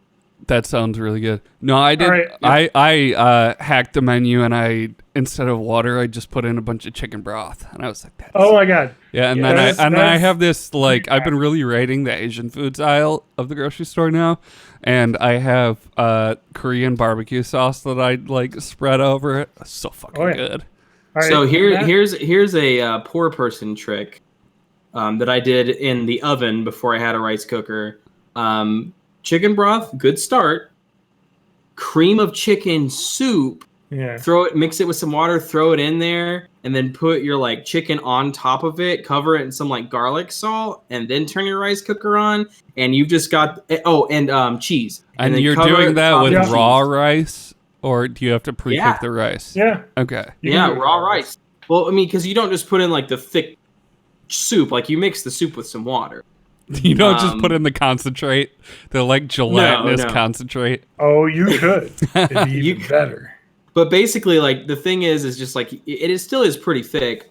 But when it cooks down, it cooks Is the it rice. dummy thick? It's dummy thick. Cooks the rice, that's how I cooks wanted the to start the chicken, podcast. makes it creamy, cover it in cheese, and you've just got like this big old porridge from a rice cooker, and all you had to Cheesy, do was salty rice. What fucking blew my mind about rice cookers is like the simple, completely mechanical system that powers it is just like it hits a switch that puts it on cook mode, and then once all of the water is evaporated, the tray is lighter, so the switch releases and it switches to warming mode. And I love systems like that. Like I still have an analog scale just because I like thinking about the spring depressing and spinning the thing around. I don't have a Okay. scale because I would be depressed, but I keep going. I wanna don't talk use about it rice anymore. cookers. I've got a rice cooker recipe that I have tried. A and it's rice incredible. No, have you heard of McDonald's? Whoa. Have you heard of McDonald's Miracle? No, I haven't heard of steamed rice? McDonald's. What is McDonald's? McDonald's Miracle Steamed Rice. Have you heard of this? No. So this was in like 2012, another good year, before a nightmare existed. Just I dicing don't up know. McDoubles and putting it in Do you your remember rice. when 2012 was like, oh, Mitt Romney, he sucks? Remember 2012 was Remember like when Biden- the Mayans said we're gonna die, and then Yeah, it's I like don't know. no, that There happened was in that 2020. There was that Coney thing that happened. Yeah, Can we what talk about what McDonald's office Miracle was he Steamed running Rice? for? Yes, I want to hear about the McDonald's. Okay, Right. I'm going to give you a recipe that I have tried and eaten and saw. So Rocket News, which used to be, I guess it isn't, Rocket News 24 is a Can I Japanese just say like blog. I googled the thing you just said, and I'm seeing pictures. Don't ruin it for yourself. Let me talk about it. All right, so rice cooker. This is an incredible idea that someone had. So you can steam food in a rice cooker as well as that. Hmm. But what if I were to tell you that you go to McDonald's, order yourself a Big Mac and fries and a Coke. Mhm. Don't use Coke Zero like they said, but get regular sugar Coke in there. And an order of 6 or 5 or whatever chicken nuggets, and you get your rice cooker. You put the rice in, right? I'm nervous. Dry, Yep. dry rice. Mhm. Pour in the Coke instead of water. Okay, you've lost me. It's just like chicken broth. Coke is the I'm- chicken broth of sodas. I have heard that. Okay, and then you sprinkle the French fries over the top of the rice, and then you take the Big Mac and put it on top of the fries, and then you array beautifully the chicken nuggets around the Big Mac, and then take one of those barbecue sauce packets that you get with the fries, and then you just spread it all over those chicken nuggets. Put the rice cooker lid on, turn it to steam, let it go, dig in. Excellent. McDonald's Miracle Rice. And Every eat step it. of this I have done this. has made me more and more nauseous. like No, I'll eat the it. idea of steaming French fries and breaded chicken tenders and Big Mac buns is just sounds like the grossest thing in the world. I don't I know will if I tell would you- call what is on those chicken tenders bread, but I will keep tell going. you. I will tell you. It was. I will read the Metafilter people that responded to this post back in 2012 saying, House Decision, not bad, not great, edible. I'll say this: it was simultaneously good and terrible, and that is exactly what I will say. Yeah. Is that it was like the kombucha girl, you know, where you just bite it and you're like, and you're like, and you're like, that's some odd flavors and textures mixed together. I will tell you this: Coca-Cola as your rice, interesting. It was like simultaneously salty from all of the pounds of salt on the fries and stuff above it, but also sweet because the Coke gave it this like sweet caramelly flavor to the rice mixed with the fries were very soggy, but whatever. The chicken nuggets were the worst because the breading was just basically goop. The burger held up very well, actually. It was very soft, but it was good. So you like cut the burger up into slices, scoop out rice, put it on top. I really want to do this again now that I'm talking about it. I'll do it. Yeah, that sounds good. It was fun. Yeah, I might try it for the podcast. Well, honestly, okay, let's do it. Yeah, we got a whole week. I got nothing else to do in my fucking house. Yeah, and when you do get that McDonald's drive-thru, you are gonna want to recook it so that it's sanitized. Right? That's true. It's steamed. With me, this will break my one rice cooker that I have. That was my other question. Is like when you cook Coke in a rice cooker, doesn't that just burn a bunch of sugar to the inside of your rice cooker? I don't think so. I think the liquid content's high enough that it doesn't. If I am going to do this, I should do it right now when my rice cooker is new and the nonstick coating on the insides is fresh. And honestly, also, you'd still got the 90-day return. That's true. That's true. But I'll tell you, I did this with my rice cooker that I still have, and it was you scoop the bottom off. It's fine. It'll be fine. I'm going to do it this week. I'm telling you. I'll post pictures on Instagram, maybe the official Born in the 80s account or something if people are watching. Hell yeah. So with me on the podcast as perpetual guest host during the coronavirus and World of Warcraft. Co-host.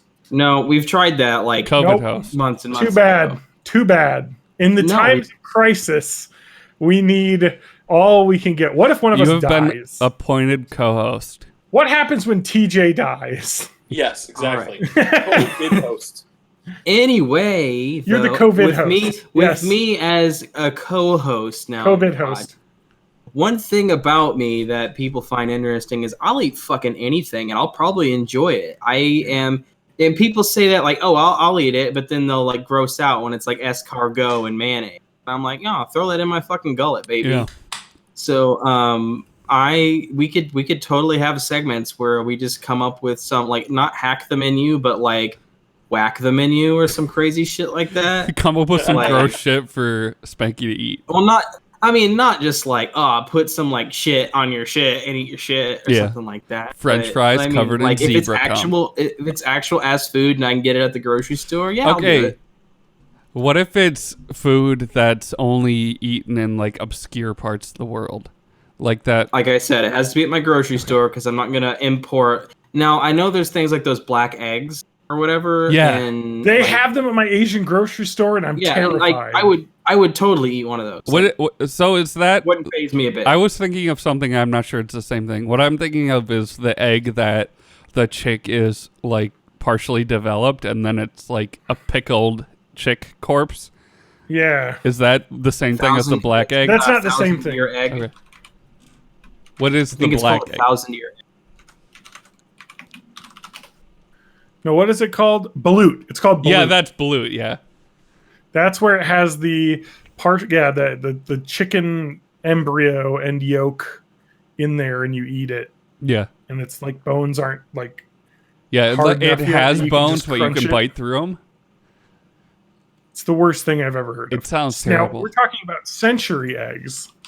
That is an egg that is an egg that is black, and it has been put in a mixture of clay, ash, salt, quicklime, and rice hulls, and packed in that mud for months, where it just sits and ferments in itself.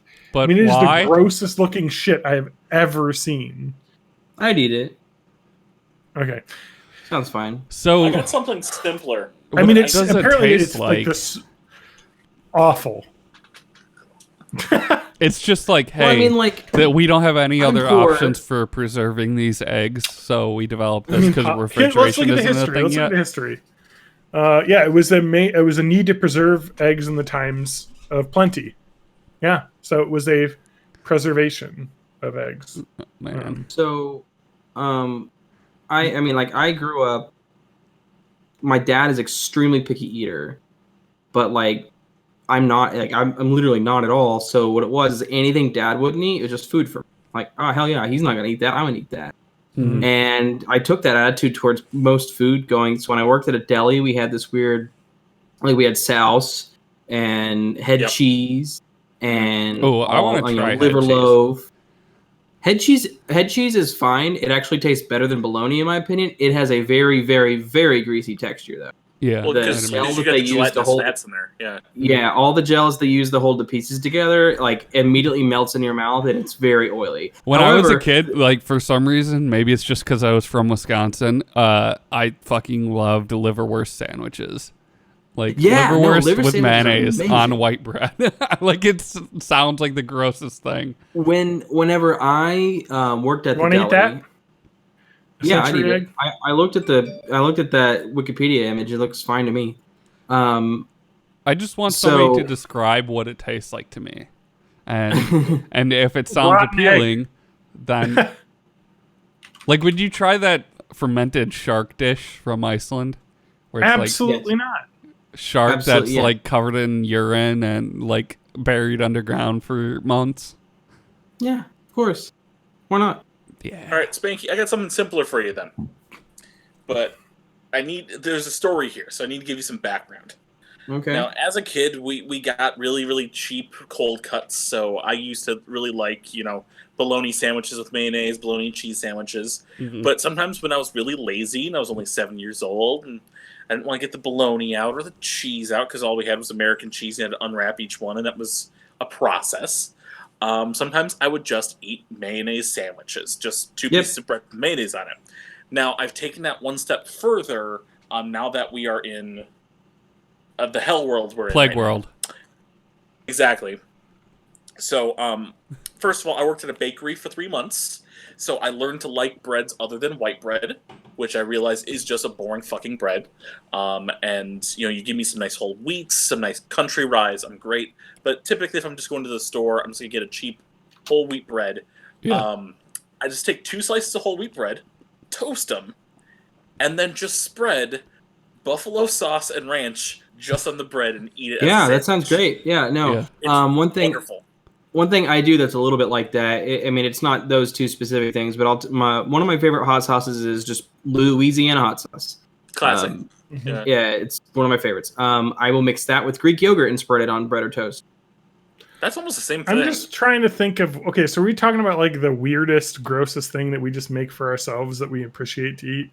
Yeah, why not? Oh man, I'm trying to think here. So my dad likes to eat just slices of cheddar cheese with ketchup on it. That I think it's a fairly Midwestern thing.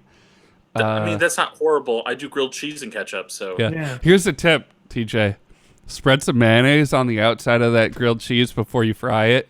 Hell Fucking yeah. crust over. I've been tempted, but I Yeah. worry about how that grills. I mean, I'm It's- guessing it's good because everyone loves it. It's It- about like butter. Yeah, It it's works the just like that. egg content in it like makes a nice like crispy golden crust on it. Yeah. Mhm. I feel like it works better than butter. I usually get too scared, and what I end up doing is I still butter the bread, and I'll do grilled like ham and cheese and put mayonnaise in the middle. Do a Get that grilled just slightly cheese, warmed but then up. like dip it fully into some batter and then throw it into a deep fryer. Hell yeah. You're one step away.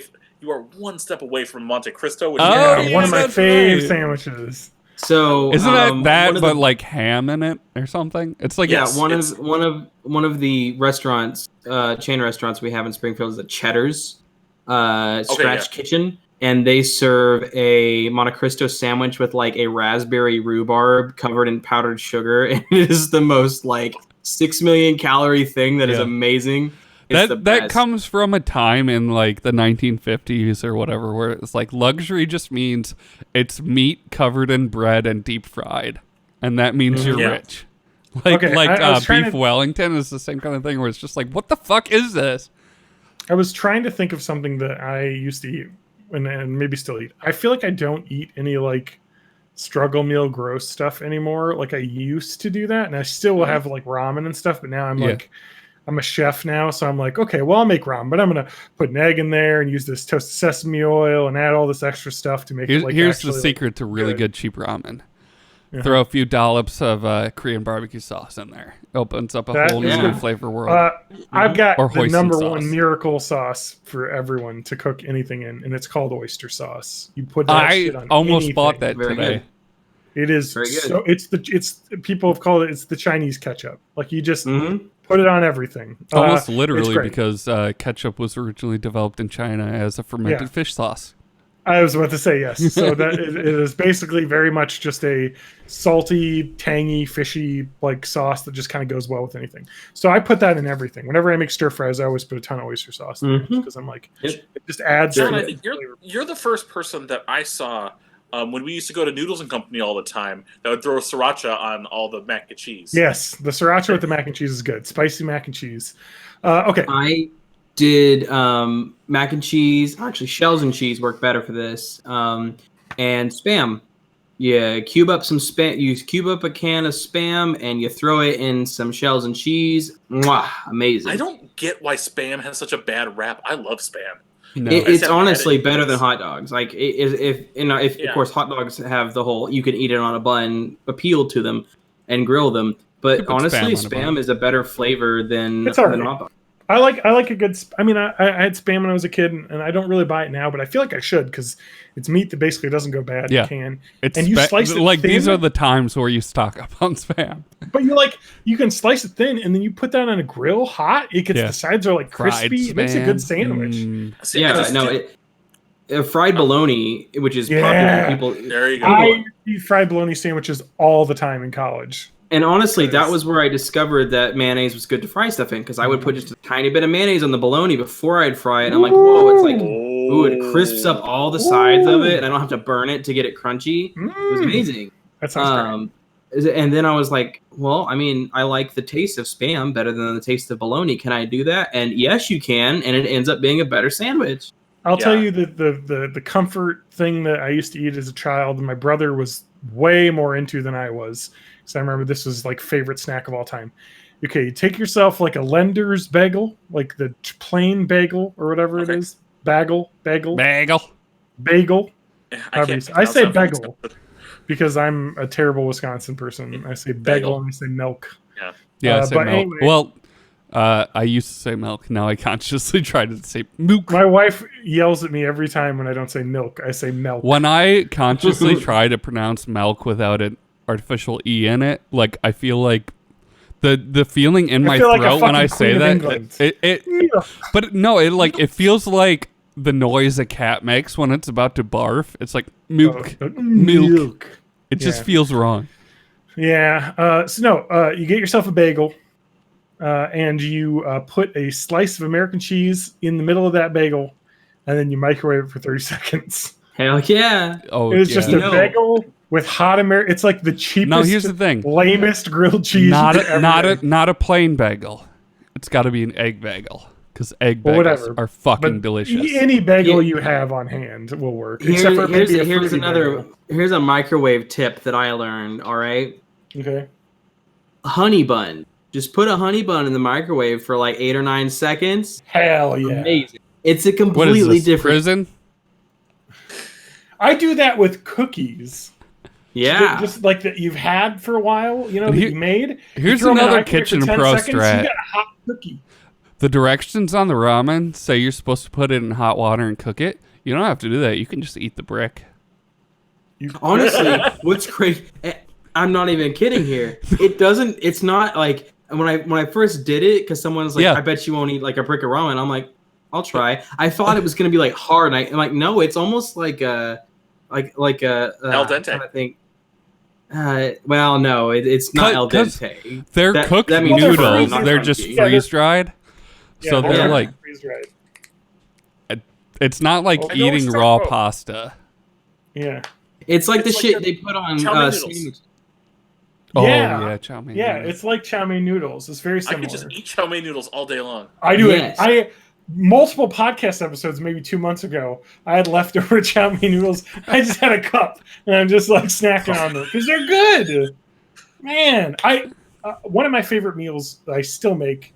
It's like maybe my best struggle meal is just egg noodles, butter, seasoned salt, pepper. Yep. That's it. Classic. So Yeah. good. I love butter noodles. I need cheese on it, so I gotta go Parmesan Mhm. too. Yeah. Nope. Just the butter noodles. And every time I make pasta for like spaghetti and stuff, I always take like a handful of the plain pasta and eat it because something about plain. Because pro tip, agree. everyone, if you're making spaghetti, when you get that pasta out of the colander, you put it back in the pan and you put some butter and salt and pepper in there and you stir it because you want them noodles to have flavor before the sauce gets on them. Oh, it's so good. Mhm. Oh, Yeah. I'm gonna make spaghetti now. I went Sorry through about this. like a weird phase when I was a kid where I like suddenly didn't like tomato sauce anymore. So whenever we had spaghetti night at the house, everybody would have spaghetti, and I would just have butter noodles. And Fuck fucking yeah. butter noodles are good shit. Yeah, I love. My middle daughter doesn't like spaghetti sauce. It's just butter noodles for her. Yeah, she might come around. I did. Now I Yeah. can't get enough of that. I used to be really picky as a kid, and then like I think around like maybe 12, 13, I started just wanting to eat what the adults ate. So I started just like choking down salads, even though I didn't think they were that good. And now I'm like and then I became just like, no, I like salads and all. My this problem other is adult food. that when I was growing up, all of my entertainment was sponsored by McDonald's and Coca-Cola. So I never Yeah. developed healthy eating habits, and now whenever I want to treat myself, I just pile garbage into my gullet. And my parents will, yeah. it's made and to boot, like I had high metabolism my whole life until like fairly recently, so I'm used to eating without consequence, and that doesn't happen anymore. My parents will attest that I believe the first sentence I ever made involved McDonald's and French fries. Because when I was a baby, they used to give me like a McDonald's French fry or whatever, and then I was just like something about like go McDonald's French fries Yeah. or something was like the first phrase I put together. Our schools used to incentivize reading by giving us pizza. Oh, We're fuck hardwired to think that Pizza food Hut. is a Oh, God, reward. the Book It program was the greatest thing of all time. Spanky, I don't know if you're too old or too young for this, but they used to have Pizza Hut, and if you read like 12 books, you got a free Pizza Hut kids meal, which is one of those like Personal personal pan pizza. pizzas. That's like 900 calories probably, and then you get like a breadstick and a sugary soda. So that's like 1,200 So calories. For your, we like, didn't have a Pizza Hut. There was a pizza place that did that. It was the only pizza place in our little town. Yeah. But 30 minutes away, there was a Pizza Hut, and the schools there did do that when I was a kid. My mom loved it because she would take my brother and I out because like the Pizza Hut was one of the only places in town that had like a salad bar. Oh yeah. Mhm. So she was just like, yeah, I can get a salad bar. Like I never get to have that, like I want to I specifically go to places now because they have salad bars because I want to fucking pile up a salad. Yeah. Yeah. The because I fucking work at- Wisconsin salad bar is the greatest too, because it's like You got here's some mac and pasta cheese salad. casserole. Here's- You've got potato salad, coleslaw. Here's Just some get, like, a 7-layer little bit of salad. All of And the you just layers are layer- terrible for you. You just layer mayonnaise and boiled eggs and, And everything some over the top of that. like creamed French dressing on top. Mm. Oh, Jello that's been sitting out there for 3 hours. Oh my god, the Jello! Bringing back memories, man. When I was in high school, I think I will say that my high school obviously didn't do a great job of keeping me in shape, but every other week they would have a salad bar option, and I would get the salad bar specifically because it came with lots of extras that you could get, and the salad bar option came with a soft pretzel and nacho cheese as a side. And so it was like, I gotta have the soft pretzel and nacho cheese. Yeah. And a side had like this like macaroni salad, potato salad, and then fucking Jello. And it was, oh my god, I would just pile up on all this garbage and eat it. And it was like, I'm eating healthy. It's a salad. All right. We had at the cafeteria in high school a salad bar every day. It consisted of salad mix, which was almost entirely like the shitty parts of iceberg lettuce that I'm sure they got just from all the some, white like, ends. Yep. Yes.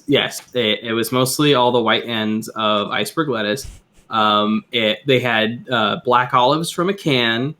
I cherry love tomatoes. canned black olives, though, man. I eat canned black olives just out of the can. Oh no, me too. Like I love them, but like It's like they are literally just a salt 99%. delivery device. Yeah. So good. They're just 99% salt. So they had black olives from a can. They had I want to say shredded cheese, but I think it was mostly not cheese. I think it was like Kraft singles, but like in shredded form. That It was like shredded government cheese. Yeah, like Velveeta because shreds. because it doesn't melt no matter how much you try. I used to, like, when we had chili days, I would sneak over to the salad bar and I'd throw some of it on the chili, and it would just never, like, it wouldn't melt at all. And into the piping hot chili they gave us wouldn't melt. So like I just like had this spoonful of like slightly viscous cheese that I'd get once I found it in the bottom of my chili. So yeah, you had the cheese, and then you had croutons, which either the container was empty or they were stale. So they filled it once a week, and either everyone, like, lunch was bad on Monday, so they got the croutons and it was empty for the rest of the week, or lunch was good on Monday and the croutons got stale and they just stayed there until they threw them away. And that was pretty much it for our salad. Yeah, it was a small town. I mean, my high school had 250 people in it, so our lunch was consistent of you have 2 options every day, or you bring your own. And then there was a salad bar that was just, they had a couple pre-packaged salads for the people that were vegetarian, and nobody ever wanted them because they looked so awful. Now, I don't know if this is a Southern thing, because I definitely remember this from living in Mississippi. But one thing on salad bars, like in a deli area of a grocery store, they'd always freaking have the banana pudding with the vanilla wafers. They have that at salad bars up here too. Mm-hmm. I'll see. Hell yeah! And it's like I gotta get myself some dessert. I do think it is like Southern influence, though. Yeah, I think it's Southern influence, but I think it's a lot of like post-war, like in like post-World War II, you wanted a dessert. And like ice cream and stuff, like, there might be like prohibitive something about it. And then you had all these army dudes who are used to eating like freeze-dried food and shit. And I was like, what if we had like a thing that's like freeze-dried powder, you mix it with some shit and it turns into a pudding, and then you throw some wafers from a box onto it.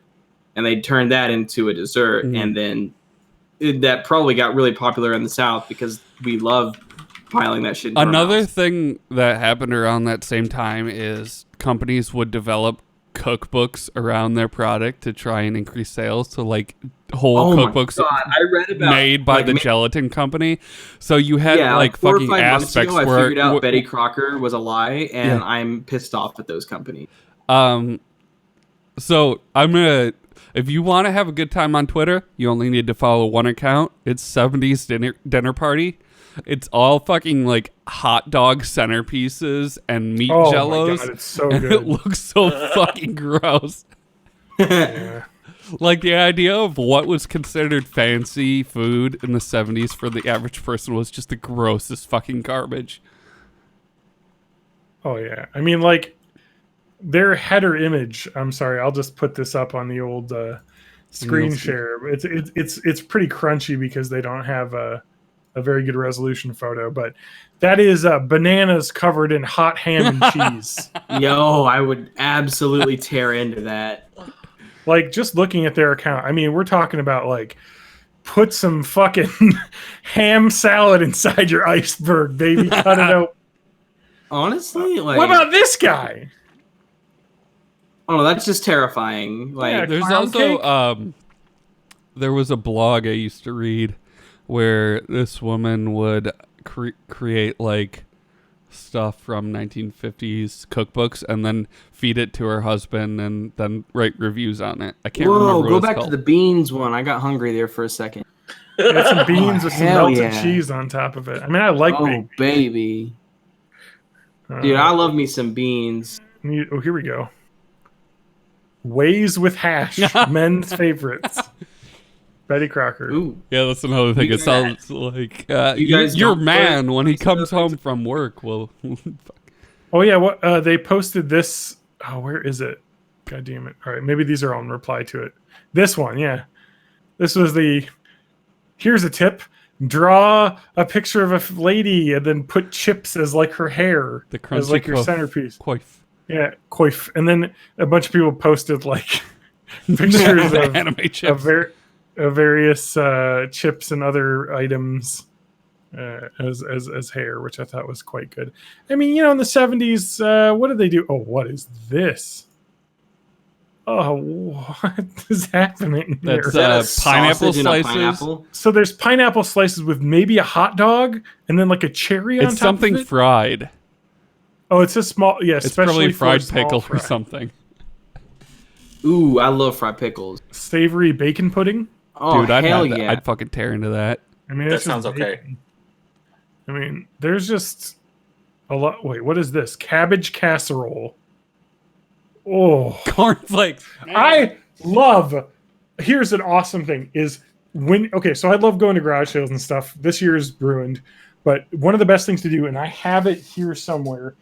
It's right here. Oh my god, is getting old people's recipe books. So I got this old. Oh, you can't see We on the can't camera. see So I'm your gonna screen sharing. yeah, we don't need to see this screen because it's No. just a description of a Do recipe. yourself a favor though and look up hot Get dog yourself centerpieces. old people's recipe book things. Yeah. Because there is some awesome 70s ass shit in here. This is mostly not like 70s like stuff. It's mostly baking. This person did a lot of baking. But I'm seeing if I can find some fucking winners in here. The other thing you can look for if you want some good ass like grandma food is find the church cookbook that Yes. like communities would Mhm. put together with all of their personal recipes. dude, I love that shit. Like, Oh, I mean- that reminds me of something I lost for a second. Have you guys had faux apple pie before? what's that? I think I've heard of it. It's apple pie with Fapple no pie. apples. Yes, yeah, I've made Ritz that. crackers. Specifically, there's a friend of mine who hates cooked apples. And Yes. I was like, well, have you ever had apple pie without apples? It's like, you can't have apple pie without apples. I'm like, you can have pie without apples. Apples are not structurally required for that pie to take shape and become a pie. Okay, so it looks like this is also called maca apple pie. Yes. That's what I knew it as. Buttery round crackers, aka Ritz. Ritz, yep. Yeah, so wow, weird. It's all of the like spices and stuff you would put, all Yep. the cinnamon, brown sugar, except it's And just when filled you with when you cut crackers. into those crackers, they actually look like sliced, like thinly sliced apple wedges. So I've got an old IGA, which is an old grocery chain store Okay. recipe for baked fruited meatloaf. Hell yeah. No. 2 Don't pounds Sounds of fruit ground amazing. beef. 2 pounds of ground beef. 2 Okay. teaspoons of salt. A quarter teaspoon of accent, which is just a spice blend from back in the day. Yeah. Okay. Half teaspoon pepper. 1 egg. Okay, that sounds pretty I'm much like pretty sure you can still buy accent. this is meatloaf. You got spices, egg, beef, whatever. Usually some Spread kind out. of a grain filler. Are we gonna Spre- season this thing like a You'll a see. nice ham? Spread out in a square about ½ inch thick. So you're making a big old square patty meat. Okay. Make stuffing of 1 quart of toasted bread cubes, approximately 10 slices of bread, ½ cup of seedless raisins, No. 1 small minced onion, 2 teaspoons of salt water or stock to moisten the bread, and chopped parsley, poultry seasoning, oregano, pepper. Spread evenly over meat. Roll as for a jelly roll and place on a greased pan. Brush with chili sauce. And bake in a 350-degree oven for 1.5 hours. So it's a Sounds good. Swiss cake meat roll, Yeah. TJ. Yeah. Just like what you had That's earlier. good. I So, like raisins, though. Yeah, we were talking about Replace Swiss the cakes in the raisins with pre-show. either so I'll replace talk the about. raisins with grape jelly, Mhm. or go with a different fruit altogether. I think it'd be fine. Yeah, I like raisins, so I raisins fucking are fine. hate raisins. I love raisins, not in this kind of thing. I'll eat them on whatever. Pureed, you just use some pureed prunes. Because my mom does Swedish meatballs, but her sauce that she does is just grape jelly and cocktail sauce. Oh mixed together. yeah. So the crazy part about this is I want to make sure I pronounce this correctly, so I got to look on fucking Wikipedia to make sure I pronounce the Sicilian dish correctly. Oh boy, I can't Spaghetti. read that. You guys, we should start a cooking show. Yeah, let's do it. With garbage ass food. It's pronounced. Baked in the 80s. I just got to It's a listen to cooking someone show say where we it. only cook No, recipe Baked in from the 80s and is earlier. our weed show. It's an Italian word, and I don't want to fuck it up. Why not both? Yeah, is- what if we do baked in the 80s and we make recipes from the 80s and earlier and we smoke weed and then we do a whole podcast where we're high eating 80s and 70s and 60s food? You know what the worst part about the world is that I'm looking at how to pronounce this word, and the first things that come up are a YouTube video on pronunciation guide, how to pronounce Bejewel, which is what I found after a bunch of searching, and it's just Microsoft Sam saying Bracciola, pronouncing incorrectly a bunch. And it's like, okay, that's good. And then there's a how do you say that word.com. I clicked and it immediately put up an antivirus flag. So okay, so it's Bejewel. It's an Italian dish actually that is a really thin pounded flat piece of meat with breadcrumbs, raisins, and other seasonings rolled into a pinwheel. So this like shitty Midwestern meatloaf is basically just fucking Midwestern Bejewel. Like this fancy Italian dish that's done in like tomato sauce. So I thought that was really interesting. Yeah, just like if you ever go, but like this is the joy of getting this cookbook, getting old people stuff is like this is someone's hand fucking written recipe for rhubarb cake. Like this is not, you know what I mean? Like Grandma just getting rhubarb these, shit's good. yeah, these fucking hand written. I have rhubarb that grows near my house. Like I could make. So this. my family, most of my family and most of the influences I had as a kid growing up were from the South. Obviously, you can tell when my accent comes out that's from. But I have family in New York, and there's a few words that I learned from them. One of them is coffee, which is why I do not say coffee. Yeah, which is why I do not say coffee like a Southerner, which would be coffee. It's coffee for me because my grandmother from New York is the one who taught me the word and about coffee. So another thing that is great about having family from New England is my great-great-grandmother's cheesecake recipe, which is like, man, it is like, it's expensive to make too, because it's like you gotta throw in some cream cheese, but you gotta throw in some like what's that one like crumbly cheese, feta cheese, ricotta cheese is in it, like all these different types of cheeses that go in it, and you gotta like prepare it and like put it in the fridge so it gets the right temperature. Like, but I've got her handwritten recipe, and it takes about $25 today money to make and it's like this thick, like you could throw a dart at it and it would like maybe the tip of the dart would stick like into this thing. Thick with 4 or 5 C's. Yes, many C's. Would it be actually no? It's just 2 C's and they stand for cheesecake. Now is it dummy thick? Yes, it is. So I found this other. And that's one of the best recipes I have. Is that our podcast title? Dummy. It says crazy cake. Dummy thick. Crazy cheesecake. Cake. Dummy thick cheesecake is our fucking title today. Dummy thick cheese. Dummy thick cheese. I gotta write that down. Give me a second. But don't forget the McDonald's Miracle Rice. I posted the image in the chat so people can look that up too. That can be our episode image. Dummy thick. Well, we're gonna test. Oh man, give people like a sensation, like they see the name Dummy Thick Cheesecake. I love cheesecake. Let me see an image. Fucking Miracle Rice. So I found this recipe is interesting. It's called Crazy Cake, and I guess it's like an old school recipe, but it's like the easiest like potluck cake recipe. It says, and it's just like all the chocolate cake ingredients you put in a 9x13 like glass dish, and you just stir everything in the dish and then throw it in the oven. You don't have to like a fucking dump cake. Yeah, kind of, maybe. I don't know what a dump cake is, but it's a cake you poop in. Most dump cakes are really just you just throw the ingredients and you don't mix them and you just bake it. Like, I'm actually really excited about this. I mean, like, there's this thing called the Tremlin 100 cake that she has, and she has handwritten instructions on the other side. Like, dude, I'm telling you, do yourself a favor. If you ever go to like an estate sale or like a garage sale and someone's selling like a recipe book, The problem they're is so good to have. the problem is I don't remember how to read cursive, so it's just That is gibberish to true. me. It's funny because Ewan cannot really read cursive. Yeah. 'Cause Ewan's like Well, 20. at some point they just stopped teaching it. At least No, I don't in think America, this is a that's recipe. right. So, like, if I write Ewan's name in cursive, yeah. But if I write, like, hi, how are you doing today? And I can write cursive, my handwriting in general I is got an terrible. old piece of but newspaper I can in write here. cursive just fine. And Ewan can't even, like, read it if I write several sentences of it. Oh yeah. I'll translate it from English cursive to Greek cursive, and then from that I could translate it into Russian plain text, and then back to English. Okay. So Okay. we'll be fine there. Okay. It just takes me some extra steps.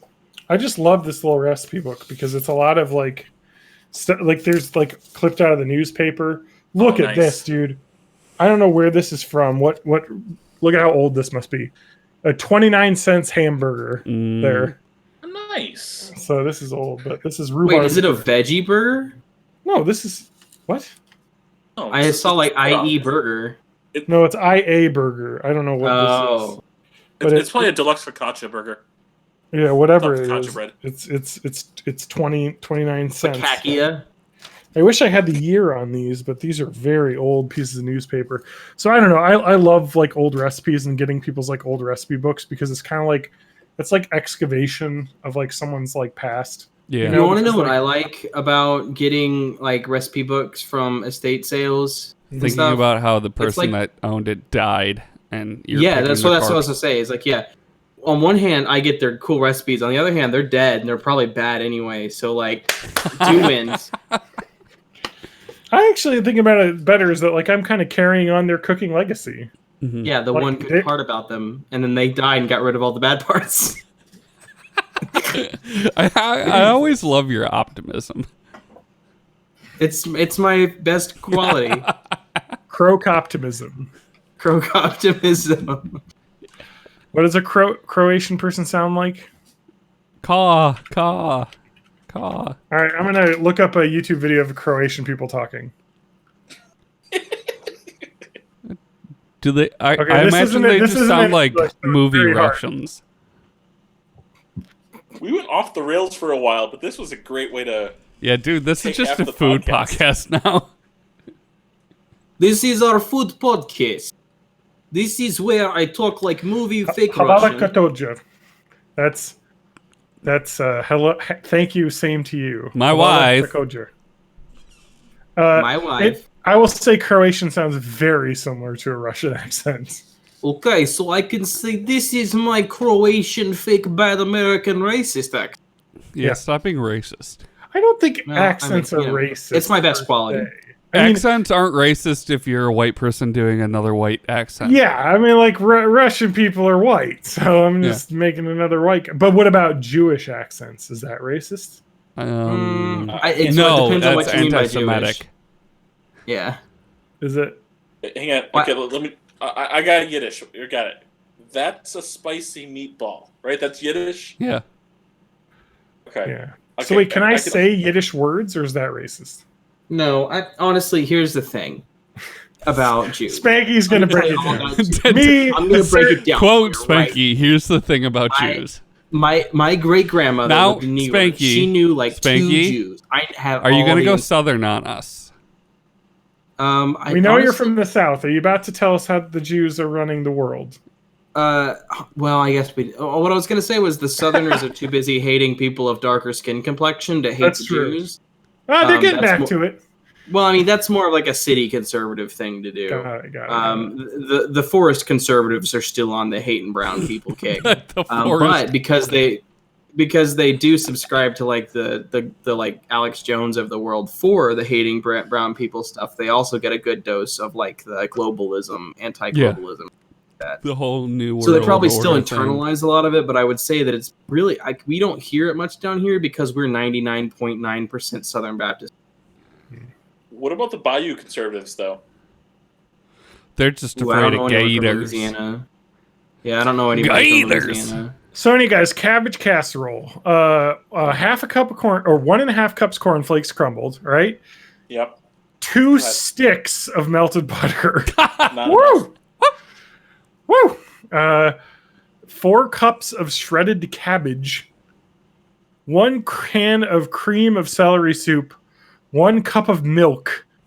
1 cup shredded cheddar cheese. Mix butter and crumbs for bottom and top layers. Mix remaining ingredients. Place half of the crumb mixture at the bottom of a 1 1 quart casserole dish. Add cabbage mixture. Top with more crumbs. Bake. So it's literally like cabbage baked with cornflakes and cheese. Yeah. That all It's a sounds good cabbage except for the sandwich. cabbage. Yeah. It's actually more of a cabbage lasagna without the red sauce. Cornflakes are your starch. Anyway, I mean, I do a tater tot Let's make some casserole. Frito pie. I feel like somebody needs to do an account that follows the 70s dinner party accounts and makes these recipes. Yeah. You said Frito pie. I just remember the reason I don't like Frito pie is because at my school, their version of Frito pie was to give us a styrofoam cup of what I could only describe as hot vomit, because if you ate it, you're like, oh, I've tasted this exact thing before when I've thrown up anything else. It just tastes like bile. And then a tiny bag of snack machine Frito chips. So And you were just supposed to like assemble it yourself. what that is a walking taco. They used to. They might still sell these at the roller derby things. Oh, if- yeah. Where if- you public like assembly. It's literally just you open up a bag of Fritos, you pour a scoop of chili into the actual bag, and then throw some shredded cheese in there. Yep. Mm-hmm. I mean, Sonic That's used good. to have a chili cheese wrap. And Sorry, listen, Frito like chili the shitty chili you use and something like that doesn't have to be good. You can get an 89-cent can of Hormel and make a decent walking taco. But I don't know where they sourced this chili they fed us in high school. But it was honestly, it was like it was made out of like what's left on the grill after you cook like shitty hamburger. And like that was the grease. And then they just put some cornstarch in it to thicken it up a bit and like dyed it Ugh. brown. It was the worst thing. You're supposed to deglaze that, not just scrape it off. No, I think they just repurposed it into whatever they called chili and gave to us. Well, yeah. But they scraped it off. They didn't deglaze it to repurpose it. So I posted this in the Discord. What John described and what actually exists is a website called Mid-Century Menu, where this person actually makes all of these shitty 1950s and 1970s recipes, and they all look fucking gross. Does he try to like plate them and present them as they would have been back then? Yeah. So Like the pretty picture of the bananas with the hot ham and cheese on them and stuff. Can I tell you the thing that I hate about the internet now is that we have a thing called McDonald's Miracle Steamed Rice, right? 2012 that pop came out. There's a video from 2012 that has like 4,000 views where a guy like is making it. I would like to mention the guy who made this doesn't have the end result. It's just him throwing all the ingredients into the rice cooker, and that's the end of the video. But 2020, we have an Emmy made in Japan video that's I want you to guess how long this YouTube video is and what the thumbnail looks like. it's 'Cause I exactly bet you 10 it's minutes real long, close. and it's No, boobs. it's got to be over 10 minutes. So 10 just a minutes little and 1 over 10. second. I'm gonna say 14 minutes and 53 seconds, and it's got boobs on it. No. Yeah, definitely boob. Well, definitely cleavage. And it's 10 minutes, 46 No, it's a seconds. picture of the food, the end result, with somebody's face, like making a big reaction overlaid TJ, over the you top win. of it. So, Emmy made in Japan, who has 1.8 million subscribers, probably because when she puts a video together, she has all the stuff you need. 10 minutes, because if you have video longer than 10 minutes, you can put 2 ad breaks in to double your monetization. And so 10 minutes and 40 seconds. And no, the video is just her holding a rice cooker and having like a very stark red color background, and her just going with a surprised open mouth face, like, I've made this thing, because that's every fucking YouTube thumbnail is someone with a surprised face. Yeah. Mouth agape, surprised at this thing that they've done. So on one hand, the old video sucked because it's terribly made and doesn't show anything to like the final part. Yeah. This video sucks because this could be 2 minutes, this video, but it's 10 minutes and 40 seconds. And they fucking spread it out. It's kind of like how albums are 40 minutes long because of how much they could fit on a record back in the days, except for instead of really interesting ways to use exactly 40 minutes of music, you get terrible video content and ad breaks on YouTube. Mm-hmm. I'm just not watching this video because most of it is her just like talking to the camera while having taste. I'm sure this person's probably not terrible. Obviously, they're like a person of color and they have a YouTube channel and it's about cooking. So it's probably like not I mean, this person could be a crazy like QAnon person. I don't know. I mean, they're on YouTube, so maybe. I'm turning into Spanky now. We can't have you on the show anymore. I'm immediately distrusting everything I see. All right. On the same episode that Spanky was made a co-host, Spanky has been kicked off the podcast. Yeah, you're fired. Get the fuck out. Now you're demoted back. You're demoted back to guest. Spanky's canceled. All right. Back to perpetual guest. I've been canceled as co-host.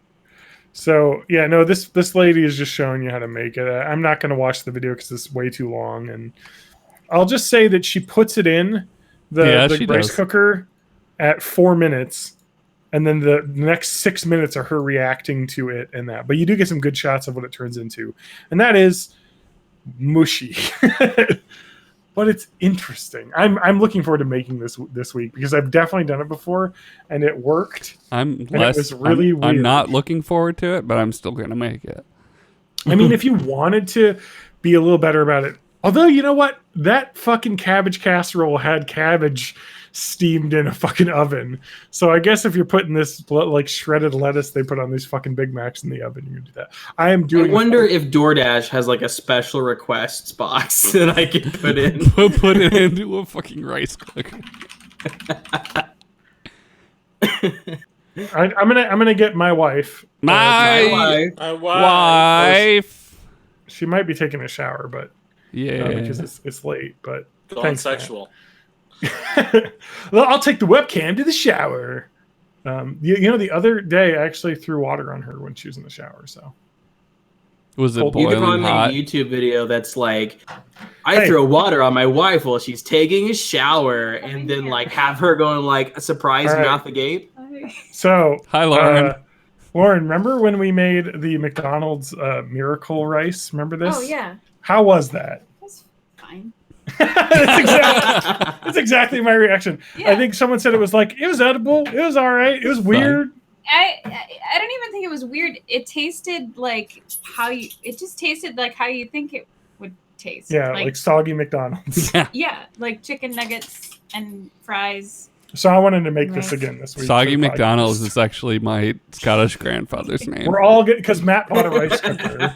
So now we gotta put it through its paces. Moving on up. Well, Matt, you know how like you get a car, and they're like, oh, when you get a new car, it's like you gotta run it, a bit. You gotta put it through its paces, get the engine moving. So your rice cooker needs some garbage in it.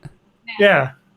Just please tell me this isn't the first thing you're making with your rice cooker. No, it's the second.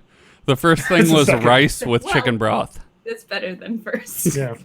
All right. Thank you. Can I go to bed now? You can go. Yes. Bye. I just because she was there, she had it with me, and it was. Remember 2012, huh? What a crazy time. Hey, wait. Yeah. Judy. My dog is here.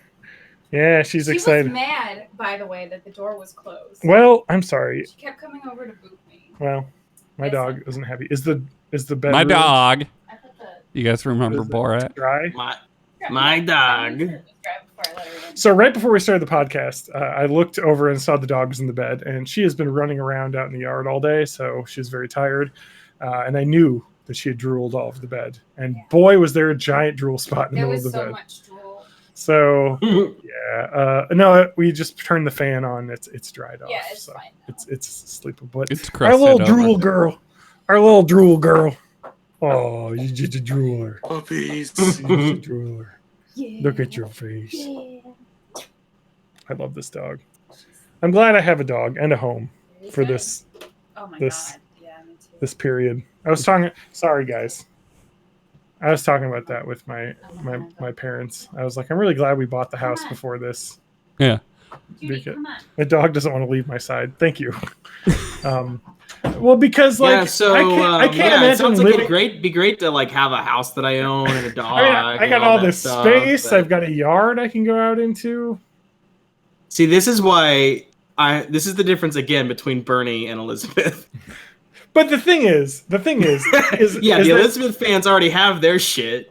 No, the thing is that I totally empathize with that view, and I know that I have it ridiculously good. Like this is, and for me, good is I'm a crushing $200,000 in debt because I have this house that I have to spend money so that it doesn't sink into the ground, constantly because it's a fucking. That's part of home ownership is. But the difference is my debt's all student loan for a fucking music degree, and I don't have shit to show for it. Well, you chose to get a music Nope. degree, Matt. Nobody told me that music was not an You are easy money 100% profession. right, though, Matt. Trust me. Yeah, like honestly, Back- like, there is the argument like you chose to get X degree, but also you were like 18. You knew jack Yeah. shit about anything. There's also when we were growing up, it was like, hey, go to college, and that's what you have to do to Yep. be successful. It doesn't matter what you don't do, just plan go it to at college. all. Just go TJ, there. don't you have a math degree? TJ, why do you have a math degree and why do you not work in like fucking NASA or something? I just got the double For all of our audio listeners, that was TJ's two fingers pointing. No, but I mean, but the point is, TJ, Yeah, you can that's have a good degree and you just don't get the job because of it. It doesn't matter. Yeah. Like a degree is Whereas just a I was told fucking- like it was almost like guaranteed you'd get like I can a tell job. you that maybe what not I a do- job in your field, but like a good job. That Speaking, you would what live Yeah. off. 4-year college degree do you have for the nice job that you have? What 4-year college degree do I have? Yeah. None. I have a 2-year college degree. But Yeah. here's the thing. I don't know if I would call my job nice. I make 50 grand a year, and I'm a computer. And you have full benefits. And I have full. Well, no, you're right. So And my pension. job gives a lot of benefits, but like cost of living is also pretty low. But at the same time, like it's a really sweet situation I'm in here, but But he does have to No. live in the South. yeah, I have to live in the South. is a That's trade-off. not great. But listen to this. I had to work for 3 years as a programmer, and I made $10 an hour. yeah. I was hourly, and I was not allowed to work over TJ 35. just died. You killed TJ. Sorry, TJ. That is how it yeah. works, though. Like, because I make more than $50,000 a year now, and I don't want to say how much I make, but It's fine. but I make more than that. But when I got out of college, I made like $50,000 a year because I worked at Epic. But then I got fired from that job because I was incompetent. But then I worked at like $12 an hour forever at like a science lab. You know, for what's 6 years. crazy? And then now I finally am getting paid well.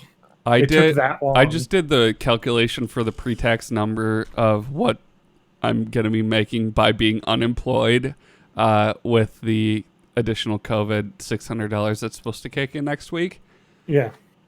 If I did that for a full year, it would be $49,000, which is more than I was making at my job.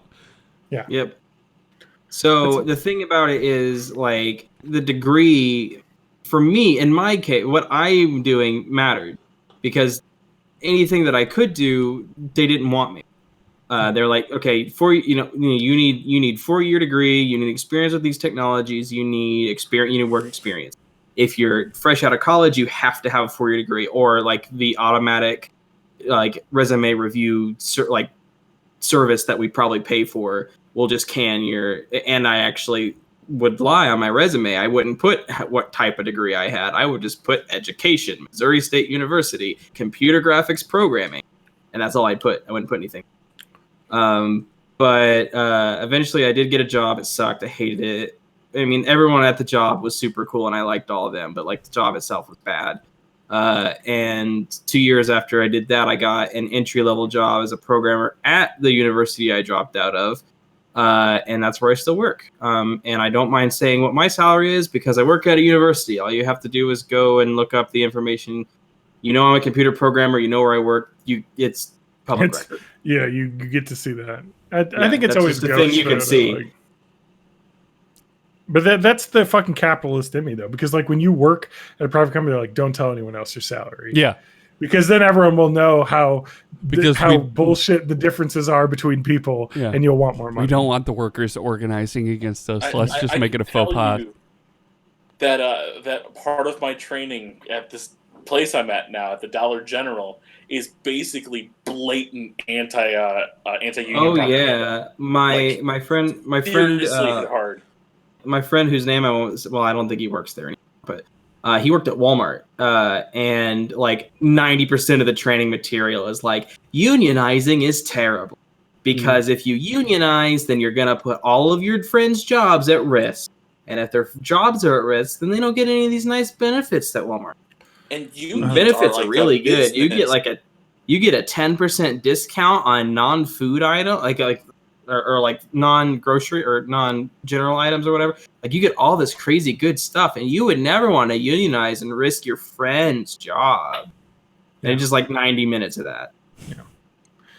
Oh, Anyway, it was more. Let's talk about one final thing before we end here. I found an incredible subreddit community that I wanted to share. Okay. It's r/the Donald. It's it's that r/red doesn't really pill. exist. It's r/ men going their own way. MGTOW, yeah. No, okay, here we go. It is called r/deep into YouTube. And it is called the dark depths of YouTube. And it is just people posting ancient videos that have like less than 10,000 views that are gold. Oh, I have a sounder for this. This elevator only goes to the basement.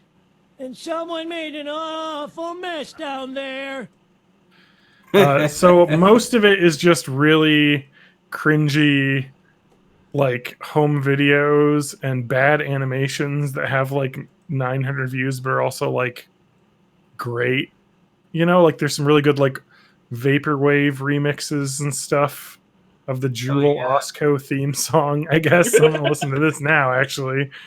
But anyway, oh my god, did I tell you guys about that? I think we talked about this on the podcast, but Spanky, you love this. I found a website that has all of the old Kmart audio that they would play over the stores. Yes, I saw that. They had cassette tapes. Mm-hmm. And so somebody ripped these, and it's just like this fucking Muzak, and then like, come on down and get yourself it's summer season, so get yourself, and it's just like, oh my god, I spent a whole night listening. There's a blue light that. Special in the clothing. Fuck yeah, dude, it is awesome. That shit is great. Yeah. What's crazy is I'm pretty sure a lot of those tapes came from one of the guys who did the music, like the store music. Because a lot of the Kmart stuff wasn't just what was on the radio, like you might find at a grocery store. They actually did like some like they had a mix. They had radio stuff and not, yeah. Yeah, they had like weird house, like just someone had a Casio and did covers of pop songs and shit on it. Yeah, well, that's the way you get around paying the like ASCAP BMI fees for broadcasting music in your store, because like if you've ever been to a bar that has that's playing music over their sound system, they're legally supposed to like track that and then pay a fee at the end of the year for like which songs that they played and stuff like that. Dude, this vaporwave remix is incredible. I mean, it's not lo-fi Fieri, Guy Fieri lo-fi. Yeah. I mean, nothing is. That's pretty good. No, I always see stuff like that, and I'm like, man, I want to sample that and make songs out of it. And then I'm really lazy, and then it doesn't happen. And then you play World of Warcraft Classic. Yeah, except now I'm on this Hearthstone kick, so... Yeah, I saw you on Hearthstone today. Mm-hmm. They give you a free deck, so... This song, the first song in this... So this remix that I posted on the... Let's plug it... YOLO420.com/born in the 80s. The Discord on the YouTube channel recommends this Low Prices Vaporwave remix Jewel Osco is one of those audio tapes that they had playing, and then the guy remixed it. So there's interstitials where the guy's talking about buying like t-shirts on sale and stuff. But this first song is a fucking banger on this. All right, I'm going to play it. You guys won't be able to hear it, but the podcast will. You have to like go like 30 seconds in on that, and isn't it the best? Oh my god! And the video is also a trip as well because there's some weird CGI store. But how's that? You liking it, Matt? It's fucking good. Anyway, so that's my new Reddit community that isn't terrible of the week is the Deep Into YouTube, where you can find really bad or really good old YouTube videos with very few views. That reminds me of that website that would just show you a random Twitch channel that had 0 viewers. I don't remember what it's called.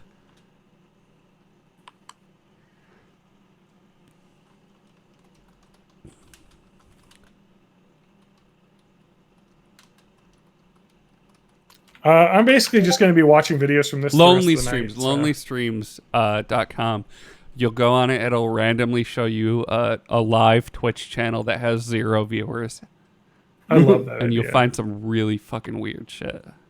That's where we get all of our subscribers to our podcast. Uh-huh.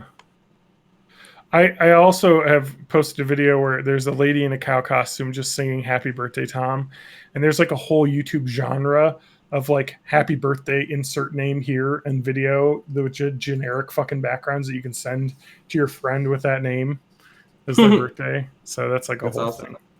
Yeah, this lady is cosplaying, or maybe she's a cow furry. I mean, she is in a full costume here, so I don't know. Hell yeah. But anyway, yes, it's such a great Reddit. Like, just finding the weirdest fucking shit on here. Yeah, I am now subscribed. Like old, like right little children. Like this is like a home video that somebody made with their stuffed animals and action figures. Oh, this is so good.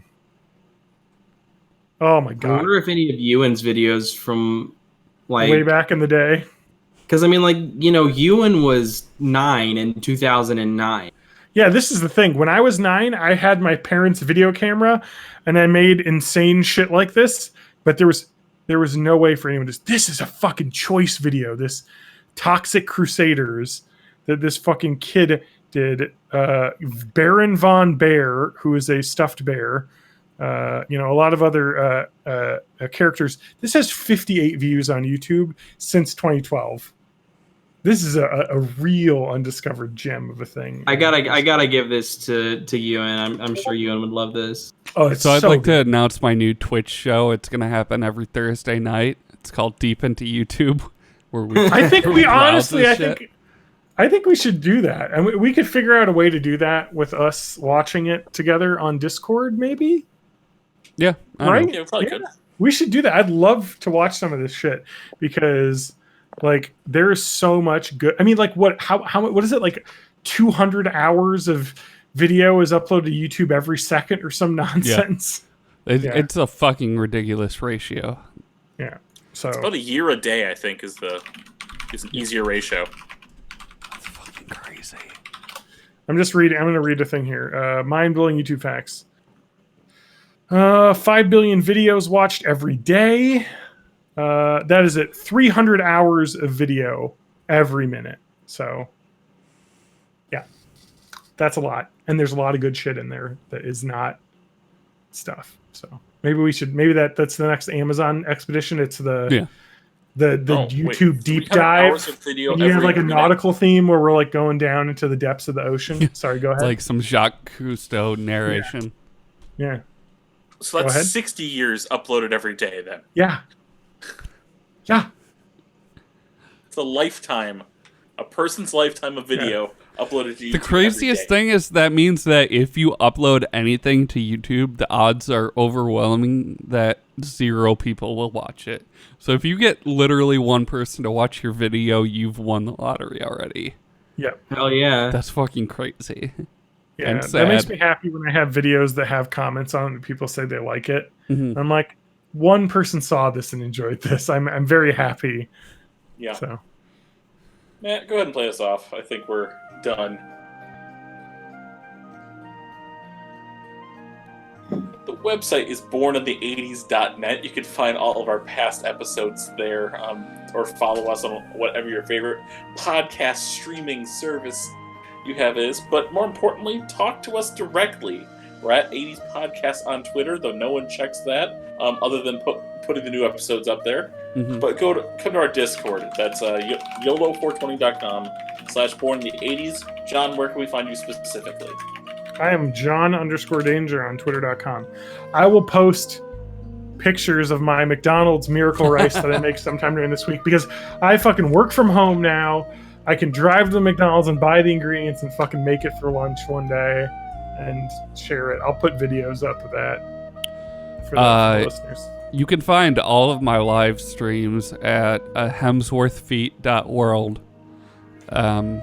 And yeah, just see some World of Warcraft, some Hearthstone, and some soon to be some soldering and assembly of guitar pedals. For the 5 people that only listen to the end here and not the whole thing, that's an actual website that will redirect you right to Matt's Twitch. Yep. It's true. And whenever I die, probably in a terrifying accident, whoever is going to inherit my assets is going to get a bill that says, "This man owns Hemsworthfeet.world. What would you like to do?" And then I probably won't get a funeral after that. They'll just find some place to fuck it. I'll probably end up going to that frozen dead guy place, and they'll just be like, I'll just sit there with him because no one wants to take care of him. Or they'll throw you in that pauper field that's like a full island off the coast of New York. Yep. Yeah. Just the mass graves that are happening right now. Yeah. I am Spanky Works on Discord and some other places on the internet, but don't call me Spanky Works, just Spanky Works. And I don't really do anything. I just drink beer. I like beer. I like beer. I'm at MayofMay84 on Twitter, and if I quit my job, you can find me on Twitch. That's twitch.tv/MayofMay. TJ, you should try to get fired because we're all getting extra money now. Yeah. That's what I told him earlier. Yeah, it's really boosting my weekly checks from George Soros that I get. Hell yeah. Well, now you're double dipping because you're getting paid by George Soros and you're getting paid by those people to protest against the quarantine. See you later, everybody.